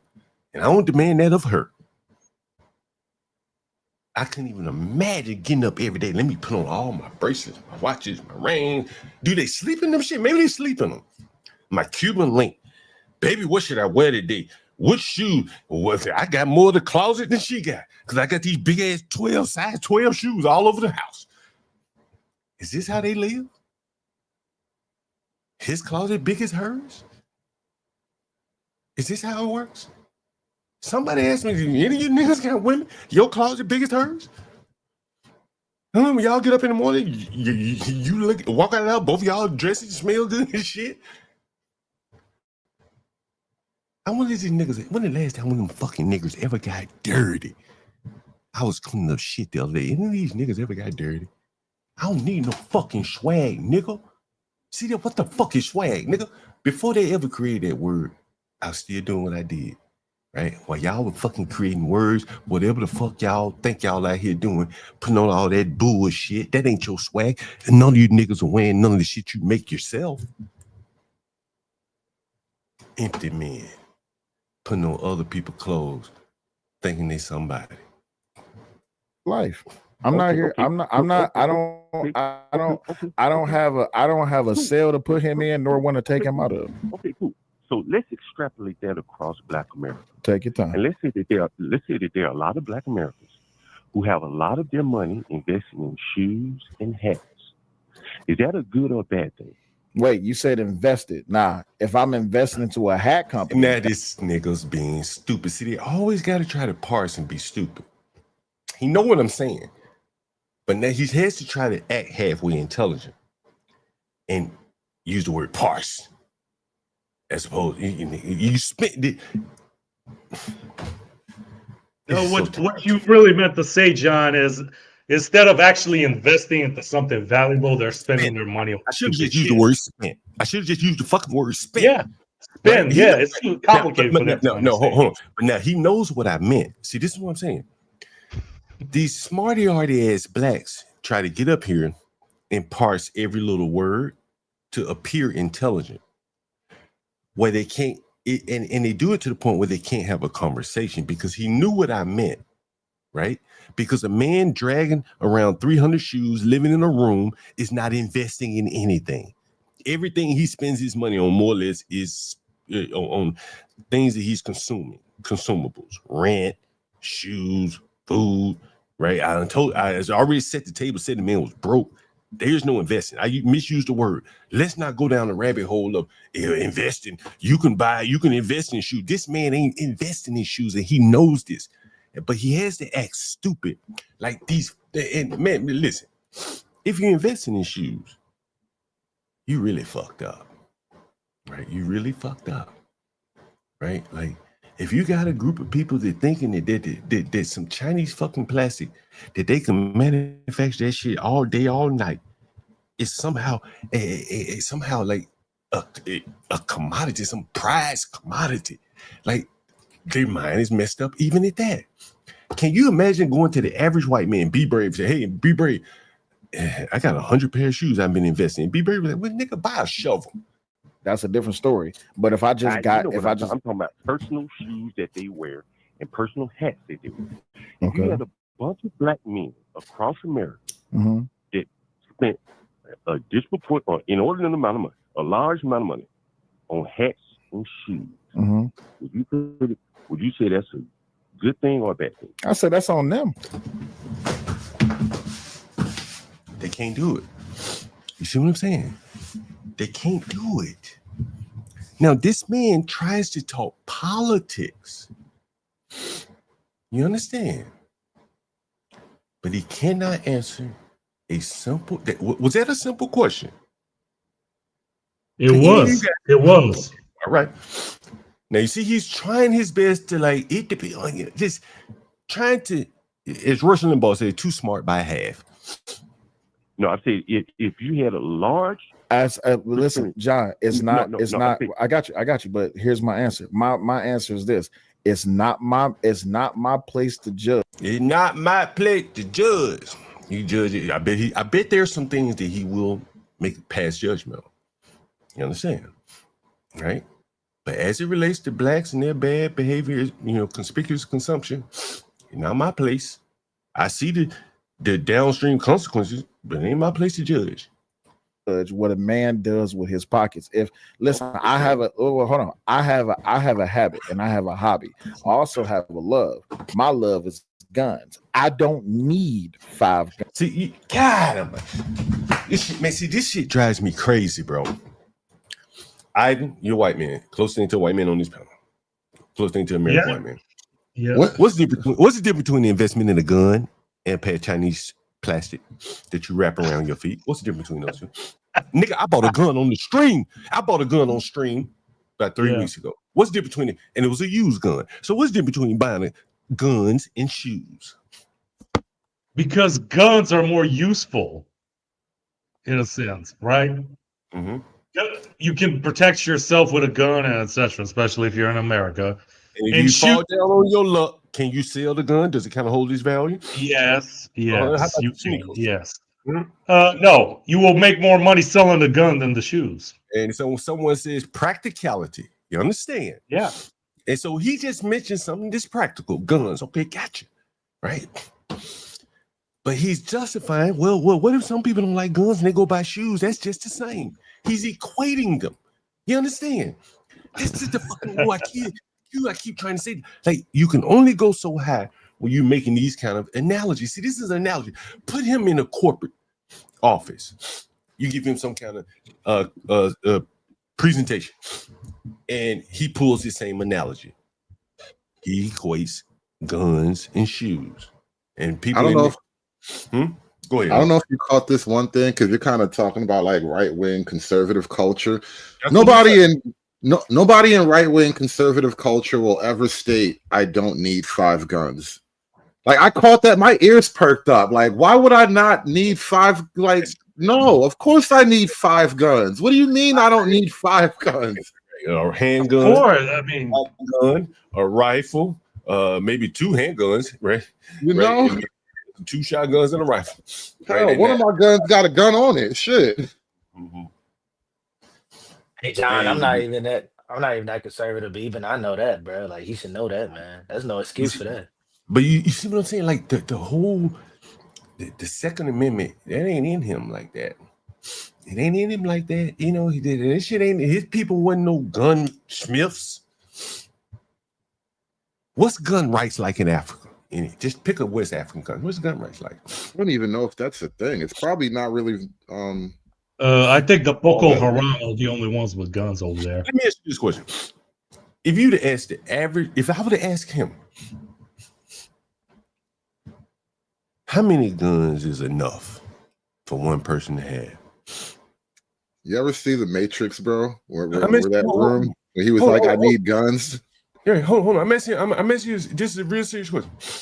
If I would have asked this black right here, how many guns is enough for any one person to have? What do you think he would say?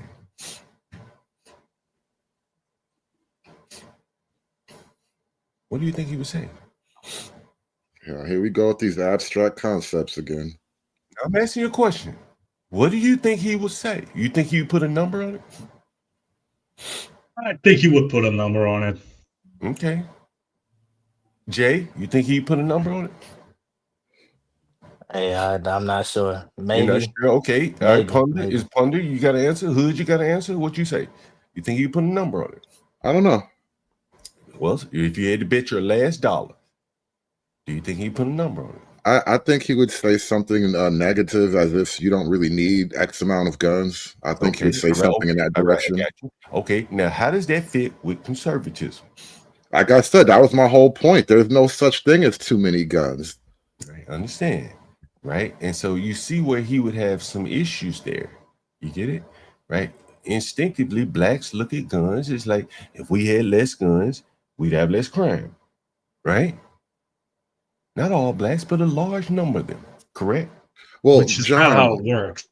Guns are like white male coded. That's a part of it. Like certain things just code, you know, to ethnicities. Like Jordan's code to black men. You know what I mean? Guns code to white men. That's correct. Right? White people do not see guns as any kind of cause of problems in their community. Right? Right? I'm not saying he's not pro-gun. I'm sure he is very pro-gun, right? Probably to a limit, right? Maybe not. Maybe I'm wrong on that. But you can see that he is not willing to criticize a key part of the black behavior that's causing big problems. Conspicuous consumption of shoes and hats. He would not say, yeah, well, if you got people spending money like that, that's kind of stupid. He can't say it because he has to be able to go back to King Big Hat. Hell, he's part of the King Big Hat crew because he has 15 hats and he has a lot of shoes. And if he doesn't, he can't criticize that behavior because the King over there has a lot of hats. And you're going to see King come in and defend his behavior. And this Negro is not going to say anything. He can't. Because he needs access to King Big Hat. Because he doesn't have as many subscribers as King Big Hat. See? 35.8. King Big Hat has what? How many does King Big Hat have? 800? Right? Correct? I don't know. He got a lot.